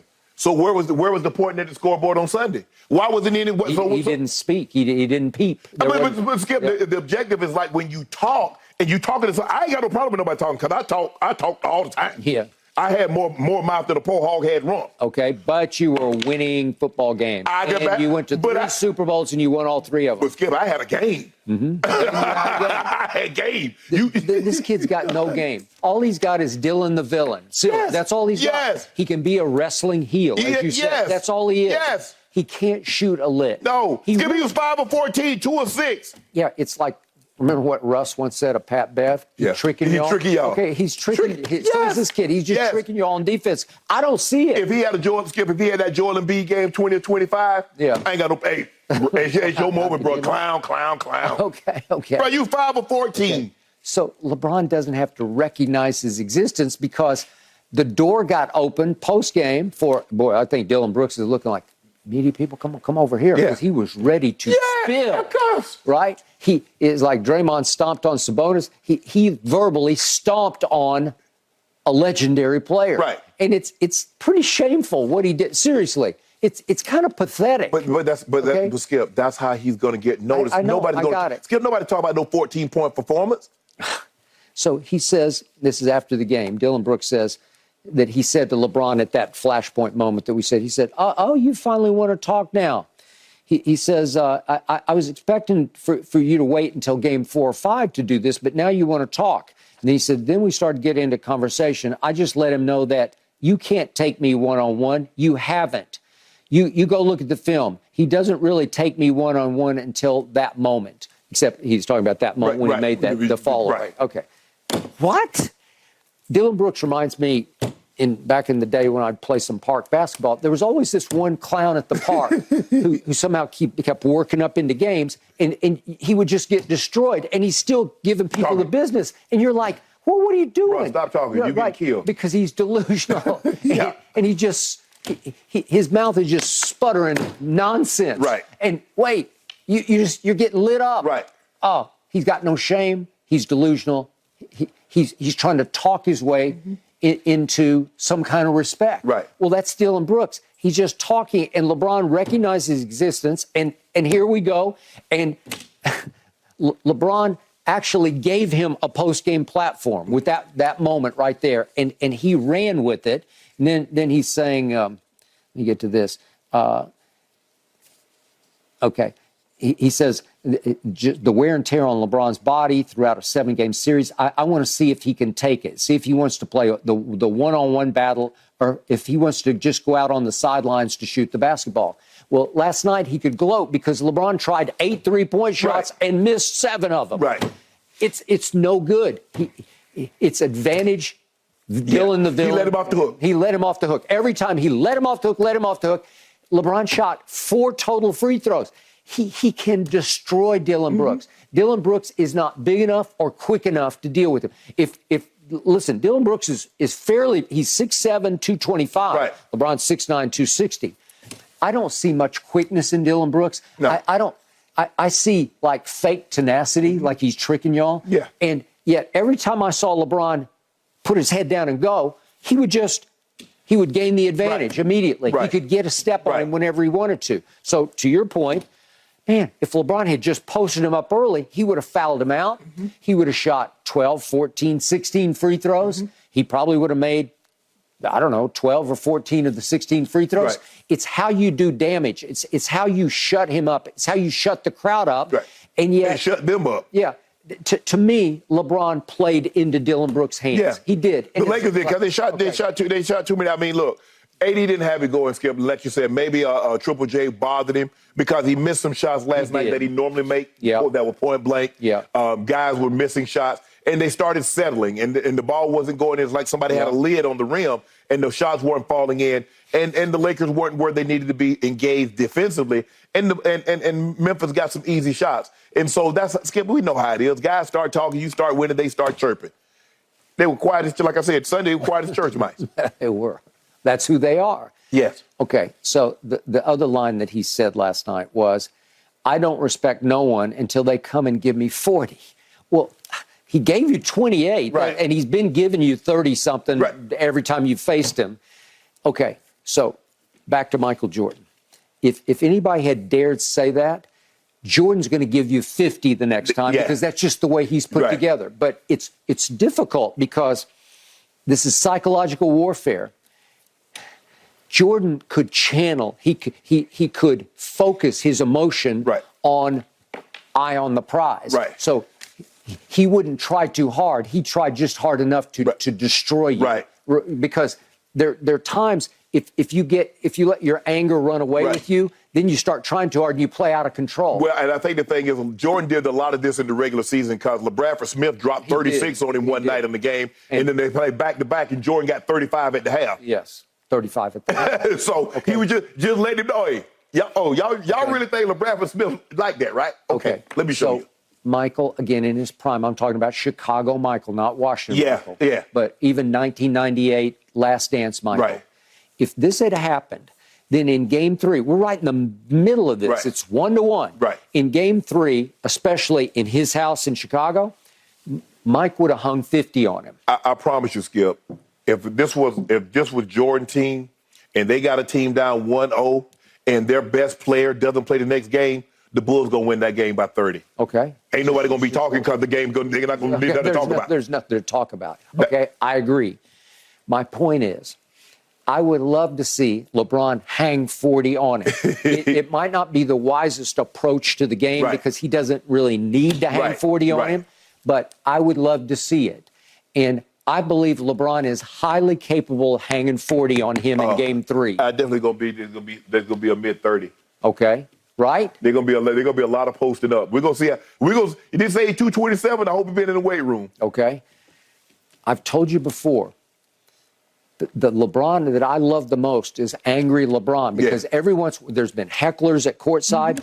When somebody really pushes his button and makes him genuinely angry, it gets channeled in the right direction. He can be a force of nature. He can be Jordan-esque. I would love to see that on, Saturday evening, right? Here at the crib, I would like to see him come out with that look and from jump, attack him. Oh, you want to see a game six Boston? Yes, like that, because he's still physically capable at age 38 in year 20. He is capable. Despite all this old talk, all this wear and tear, all this, he got tired, he had to go rest. He'll be ready for this game. Be ready. I'm just saying that would do my heart a lot of good because this is all so wrong that LeBron doesn't deserve one word of this. And he got it right. That's what I'm saying. From him, right between the eyes, and everybody's going to run with it because we're in the middle of the playoffs. Okay? And they won. He's got the right to talk because he won. And not only that, he hit the quote-unquote dagger 3 at the end of this game. Skip, it wasn't so much what he said, it's who he said it about. That's what I'm saying. I agree. It's not going to generate the same thing as he said about Chris Paul. No. He said it about LeBron James. He is the leading scorer in the history of this league. No matter what you think of him, no matter what my criticism of him, he is all-time great. He is one of the greatest ever to walk on a basketball floor. And you did this to him. I'm rooting for LeBron in Game 3 to do a number on Dillon Brooks' head. Because if you do, he's going to go quiet as a church mouse. Yeah, he didn't say nothing. Right. And then he going to say, well, that's LeBron James. He's an all-time great player. What's he supposed to do? No, own that. No. I thought he was old. Thank you. You should be very careful about giving bulletin board material. I am surprised Dillon Brooks has not learned this lesson by now. All right, Shannon, a little earlier in the show, you said in Russ we trust. Do you think Westbrook is going to make or break the Clippers tonight? Let's discuss after the break.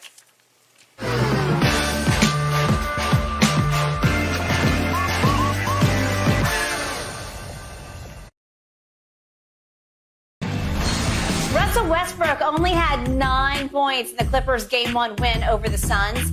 However, lots of praise heaped on him for all those hustle plays. They don't show up in the stat sheet. Game 2, the Clippers lost, but Russ dropped 28 points. Tonight, Russ and the Clippers host the Suns. They are 3-point home underdogs, though, according to Fox Bet Sportsbook. Shannon, will Russ be the reason the Clippers win or lose tonight? Neither. Don't stop, Skip. I see what you're doing. I'm not doing it. Yeah, you try to vilify Russ. I'm not trying to vilify. Skip, the man had in Game 2, he played one of his best statistical games, his most efficient games, and they lost. He played one of his worst efficient games, one of his worst statistical games in Game 1, and they won.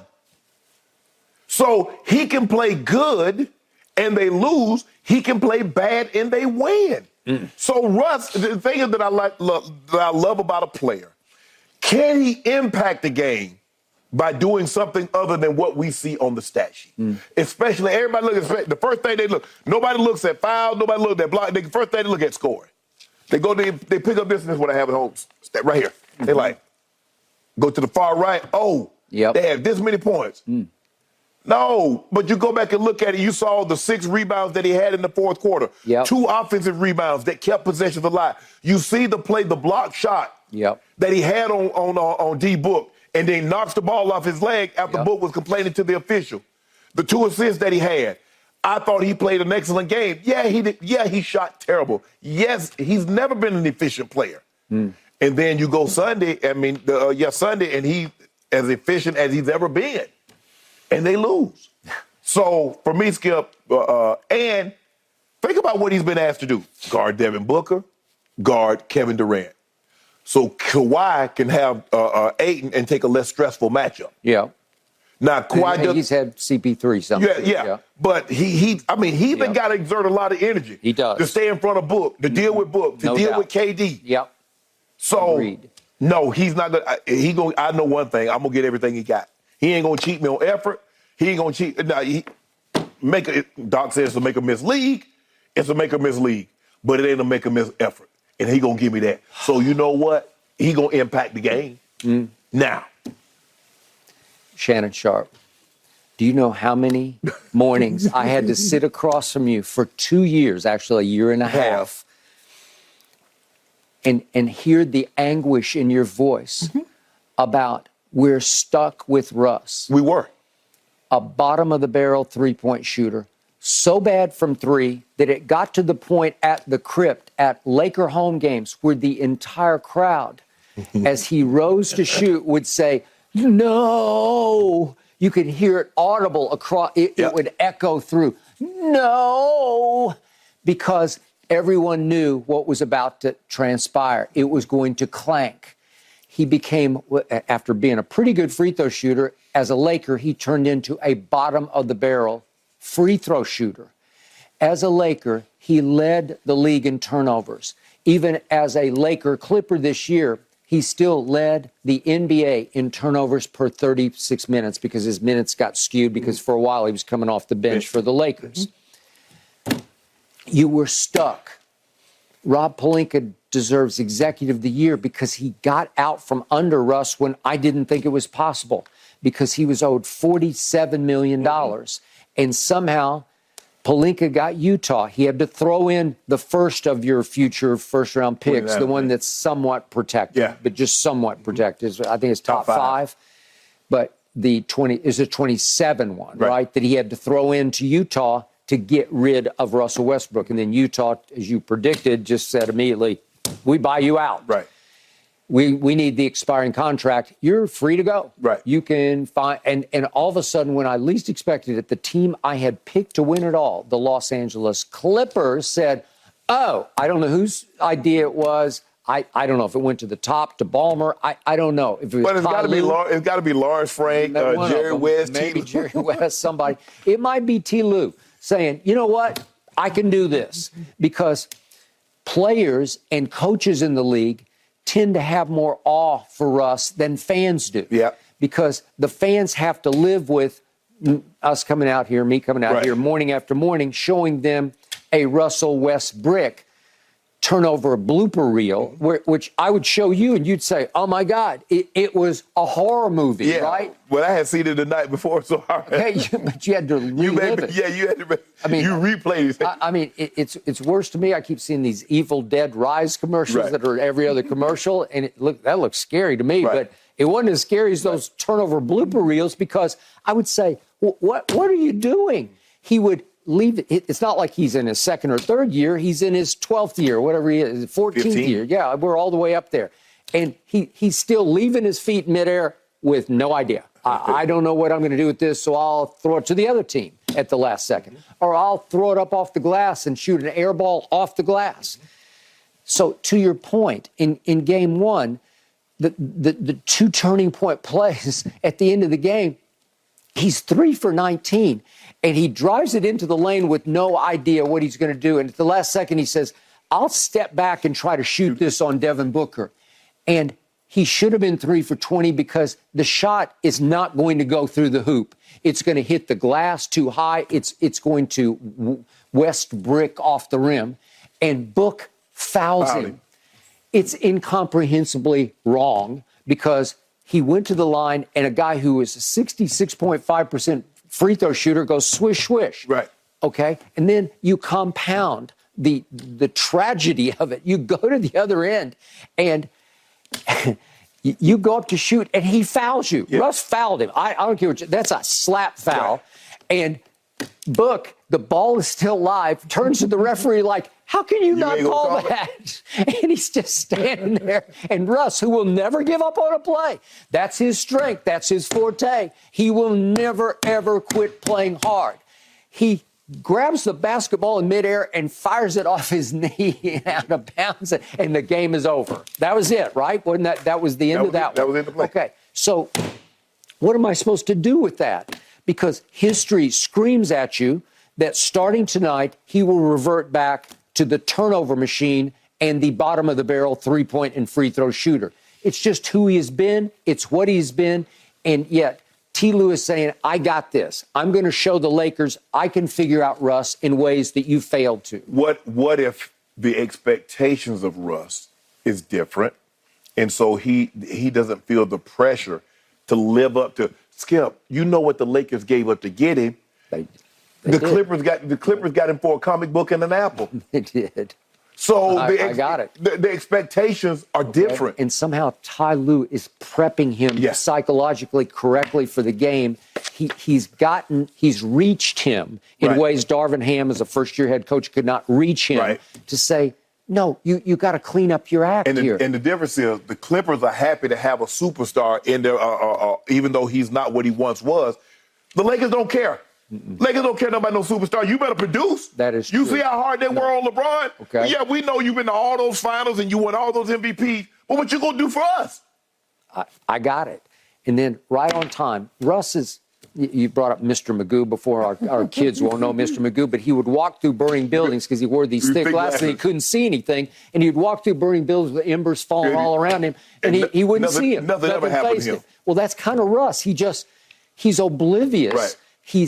He's without shame. He's without conscience. He's without memory. Yeah, he's without memory. He's definitely without a conscience of memory. He's without a memory. He can Westbrook a shot, and then he'll come right down and he'll hold the post and swish it on you because I'm Russell Westbrook and you're not. Right. Well, it's kind of a beautiful thing to watch. I have this grudging admiration for it because most players are in awe of him because for 4 out of 5 years he averaged a triple-double, and that's almost inhuman, right? Yeah. And the intensity with which he plays, especially on offense, is unparalleled. Right. His ability to rebound the basketball at 6'3" is unmatched. In the history of basketball, nobody's ever been able to do that. Yeah. And he has no shame, Skip. No. I mean, I have shame. I mean, I forgot my wallet. I got to the counter. It was only like 2 other people in the store. I forgot my wallet, and I'm like, damn. Okay. I'm so embarrassed I ain't even come back. Man, so, hey, Russ, airball a shot. No. He come right back down. Hold the pose. Bro, you not ashamed. You airballed it. Hey. Okay. So he's fallen into the perfect spot again because PG is out. Right. PG is his biggest supporter and defender. Right. Okay. Well, without PG, all of a sudden, Russ rises into, we need you to do what you do, right? Mm-hmm. So he can go full bore Russ, right? Yeah. Okay. But I did go into the store and forget my wallet. The guy just told me, just pay me next time you come in. Okay, well, that's not bad. Were there people waiting behind you? They were still, but he just like, I was like, damn, man, bro, I forgot my watch out. I'll come back. He's like, nah, don't worry about it. I see you coming here all the time. Have you patronized the score? Oh, so yeah. You've been there before. Okay. That's where I normally get my gas. Okay, well, then that's fine. Yeah. Okay. But you still have some shame about it. Yeah, I was ashamed. I'm like, he knows who I am. And he's like, how you ain't got no money? How you ain't got your wallet? I'm like, bro, I just forgot it. Yep, I got it. I don't know if the police, the officer, if I tell him I left my license at home, I don't know if he going to be. No. But you know, back in my hometown, Skip, you say you forgot your license, they will follow you home. Okay, we're going to follow you home to make sure you got a license. Yeah. But you're in a small town. That's what everybody knows everybody. Skip, that's what you do. Then I might go inside and not come back out. Exactly. Nah, they follow you home. I say, hey, see, I got a license. See, that was the good old days. Skip, I miss those days. Those days might be gone. They're gone. They're gone. They're gone. They're gone. They're not coming back. I think they're definitely gone. They're gone. Nostalgia, huh? All right, let's talk about the Lakers a little bit. Do you think they still have what it takes to make a deep playoff run? You guys have been back and forth on this for a couple weeks. Let's get your latest thoughts when we come back.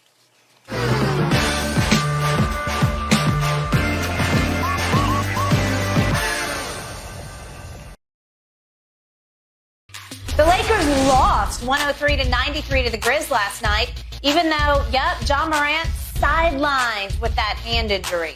The Lakers struggled shooting the ball 27% from three, 41% overall, just could not get going offensively. Shannon, you picked the Lakers to win the entire West. How much faith did you lose in them last night? Well, I didn't lose any faith in this series, Skip. The Lakers just don't handle prosperity well. I needed them to be focused. They knew Ja wasn't going to play, and they needed to come out with an intensity that they came out with on Sunday to take game 2, like they took game 1, and that didn't happen. And so I don't know. I'm not looking to place blame. Darvin didn't get them ready. These are grown men. You know what the task is. You know what's at stake, and you didn't get it done. And so now you go back. You're coming home in front of your crowd, in front of your building, and this is what you want. Skip, I think sometimes it is a lot easier said than done. They get greedy. Get greedy. Let's get it. That's easier said than done because you have the luxury of knowing we did get one. So, you don't come out the same focus with the same intensity, and before you know it, you're down 10. And before you know it, you're down 18, 20, and you're fighting an uphill battle, and their crowd, every shot they make, the crowd goes crazy. Their players are into it. And so now I'm expecting LeBron James to go into that phone booth on Saturday. He better. And he coming out. Okay. So not Batman. Last night you tried Batman. You need somebody immortal, right? He coming. He went. I just think he was just Clark Kent last night. Yeah. He was just Clark Kent. Yeah. He was Bruce Wayne last night. He wasn't. I mean, that wasn't a special performance. I mean, for a lot of people, 28, 12, and 3 in a playoff game, but not for Gold. He get those in his sleep. Is it possible Dillon the villain is his kryptonite? No. Dennis the villain is. Okay. All right. Big picture, step back, takeaway. I still really, really like your basketball team. I've loved it since the trade deadline. All the pieces are in place. On any given night, Anthony Davis can outplay Jokic or Giannis or Embiid. I've seen it before. Yes. He is highly capable on any given night of outplaying the best of the best. Yes. On any given night, still at age 38 in year 20, LeBron is capable of going nuclear on anybody. He's capable of scoring 50 on any given night, and I would like to see him hang 40 on Dillon Brooks on Saturday night. So you've got your two superstar caliber players who can have superstar impact on games. I like all the pieces. Hachimura has found himself in the rotation. Yes. He is shooting it with conviction and confidence that I did not see from him early on. It looks like he has arrived and he belongs. Skip, did you know LeBron and Hachimura scored over half their points? They did last night. That's embarrassing, ain't it? I got it. My only fear for this team is the two superstars don't have that ultimate killer instinct, that cold-blooded assassin mentality. Neither one of them, even LeBron, for all of his greatness, he doesn't have, he can summons, as you say, summons it up on occasion. But I don't see it on a nightly basis because, to your point, Jordan and those 98 Bulls, they go in there last night and it's over fast. And they win it by 30 or 40 points. That's just how they were built. That was their mentality. They had killer in I guarantee you, Skip, if let's just say that the roles are reversed. Yeah. The Milwaukee Bucks is at full strength, and the Miami Heat's playing without Jimmy Butler. They're not losing by 10. No, I got it. You're right. That is correct. So last night was predictable to me because I did predict it. But I do believe your Lakers will rise back into control. They will, and they're going to win this series. It's going to take another game. It's going to take 6 games, but they're going to win this series. And then here we'll go into the next round, and we'll start to see what they're made of. I don't know if it's going to be Golden State or Sacramento. I think it's going to be Sacramento, and then we'll see. Can they beat Sacramento? Yeah, they can. They can. But I like our matchup against Golden State better, though. Okay, do you? Yeah. Well, they have played better against Golden State. De'Aaron Fox has bedeviled them, man. Yeah. Whew. And now it explains why AD has a hard time with Sabonis. He's taller than AD. He's 3 inches taller than AD. Not longer, but he's taller. And so I'm like, man, come on, AD. Okay. So I don't know what lights AD's fire. I don't get it. It's just some people are born this way. Where that's just how he is. Yeah. His motor does not run hot. You can just count on that. It's almost like when you least expected, he'll least be there for you. And Skip, he knows, he's like, well, this one's on me. I got to play better. This one's on me. He always takes it. I don't want you to do that. I want you to say, hey, this win's on me. Yeah. A lot of players I have covered in the superstar category would have been licking chops last night. Yeah. Oh, they don't have their fire starter. Oh, they don't have their jaw. Watch this. Yes. I'm going to get mine. All you had to do is jump on them early. That's what you got to do. But you let them hang around and you gave them confidence. Yeah. Okay, so you still have confidence in your team. Yeah, we're gonna beat these. I don't care if they don't go any farther. They're gonna beat, as long as they get Dillon Brooks up out of the playoffs. Yeah. He's a bum. Fox Bet Sportsbook says Lakers -5, guys. Oh, by 5. We shall see. All right. Steph, gentlemen, can he single-handedly save the Warriors season starting tonight? Let's get your thoughts on the other side of this break.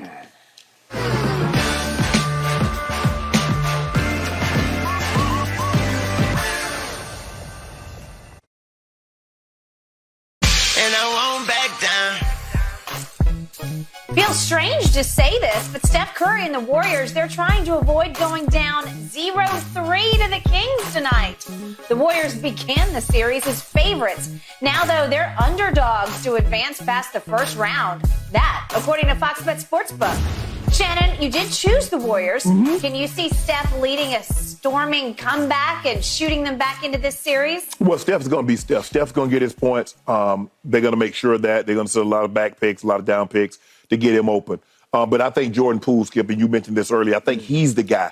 He's the one guy that's capable of coming in off the bench and putting up numbers and tipping the bench scoring in your favor. And he hasn't had one of those games. We know he can go nuclear. We know he can go get you high 20s, mid 30s in a given ball game. And so they're going to need that. Draymond is not there. One of their better rebounders, their best. He's their best assist guy, and he's their defensive captain. He sets the defense. Yep. He lets them know what's going on behind him, and he can cover up a lot of mistakes that they make. Yep. He's not a great leaper, but he has a great mind. He has a great understanding of the game and know, okay, he did this, so they tried to do that, and he negates that. He's not going to be there. Skip, they're 3-6 without Draymond this regular season. So he's more valuable than what his numbers say. Okay. And so I'm expecting the Warriors to play really, really well. I expect Steph to do his thing, but I think the X factor in this game is going to be Jordan Poole. Okay. What is Steph's thing in playoff games? What is he? Because I think most people give him a pass because he's so beloved, he's so popular, he's in every commercial. But no, he doesn't get the criticism like a LeBron or a KD has received. Okay. Let's go this his generation player. He doesn't get the criticism in the playoffs when he doesn't play well like those guys get. Okay. Here's the God's truth about Steph Curry. As great as he has been, two-time former MVP, in big playoff fourth quarters, the greatest shooter ever has very often shot his team in the foot. Mm-hmm. It happened at Sacramento the other night. He goes 0 for 5 from 3 in the fourth quarter with 2 air balls. It really happened against Boston last year in the finals because in the fourth quarters of those games, and he was the MVP, but he shot 2 of 10 from 3 in all the fourth quarters combined. So he wasn't lethal from 3 in the fourth quarters. I go back to 2016. As your Cleveland Cavaliers fought back from 3-1 down, games 5, 6, and 7. In the fourth quarters of those games, Steph was a combined 6 of 20 and 3 of 12 from 3. And I'll never forget game 7 at Oracle. Fourth quarter, he goes 1 of 6 and 1 of 5 from 3. Then how about the Toronto series when Kawhi broke through and won his ring? He had a wide open shot. He did. That was to force game 7. That was a wide open shot at home to force a game 7, and he missed it. And if I look at the fourth quarters of that 6-game series, he shot 35% from the floor. He was 9 of 26, and from 3, he was 2 of 12. In those fourth quarters of all those games against Toronto, that's 17%. Well, again, I readily acknowledge greatest shooter ever. Right. I've never seen a regular season Steph. I mean, he's shooting 45%. I think the thing is that the games that he shoots the ball really, really well is that we become so in awe because he's heat checking from 35. He is, yeah. That we overlook the games that he didn't play well in the fourth quarter. Okay. Because we go back and we look at the Boston series, what was that, game 4? In which he goes for 43. Yeah. But we overlook that he really didn't play outside of that game 4. He really didn't play great. He didn't play great, but I give it up. He finally broke through and won an MVP. Final MVP, correct. But in the big picture, I need to see more, and it needs to start tonight. Well, it better. It better start tonight. Better. Okay? Because now, without Draymond, they just have to shoot you out of the gym. Right. They got to 3-point you to death. That's who they are. And again, I think Jordan Poole's going to get the most open looks from 3 because Steph is going to be heavily guarded by 2 players who can really guard him and get up into him. Right. So many games that feel like do or die early on in the first round, guys, and this is certainly another one. All right. Yeah. Denver Nuggets, gentlemen, as you know, they're the #1 seed, but you don't hear about them. Are they flying under the radar screen? Let's discuss in just a moment.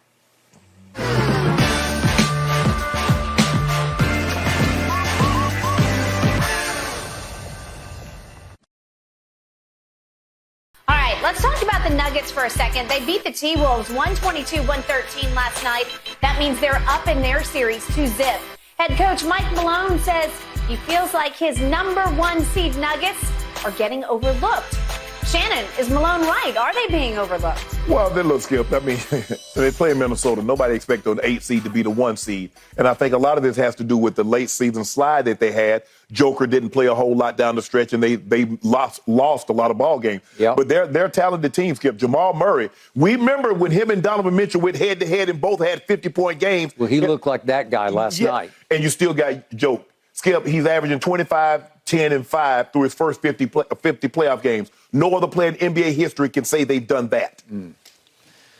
I watched this game. I watched it to the bitter end only because with 6:55 left, Minnesota stormed all the way back thanks to Ant-Man, who was crazy. Who was less stoppable than Jamal Murray. Yes. And all of a sudden I look up and it's 99-98 visiting team, and I thought, are they going to turn this into a series?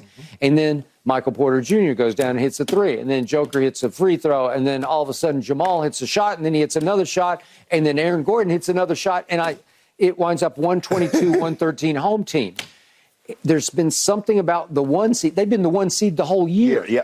But Michael Malone continues to blast them on, it seems like every other night, for being soft, and they seem soft to me. Right. But right on schedule, they are getting incredibly healthy because Jamal's coming off a serious knee injury where he's finally getting his legs back. Let me tell you what's soft. Carl Anthony Towns. Yeah. That's embarrassing. Well, the guy you get after, Gobert, was soft. But Skip, Gobert was better. Skip, Carl Anthony Towns had 10 points and 12 rebounds. At least Gobert gave you 19. He did. How Carl Anthony Towns? But he wants to be known as the best shooting big man. That ain't nothing. Okay. How about be known as the best big man? I'll buy that. We'll see if Chris Finch's squad can make it a series coming up next. Guys, we're out of time.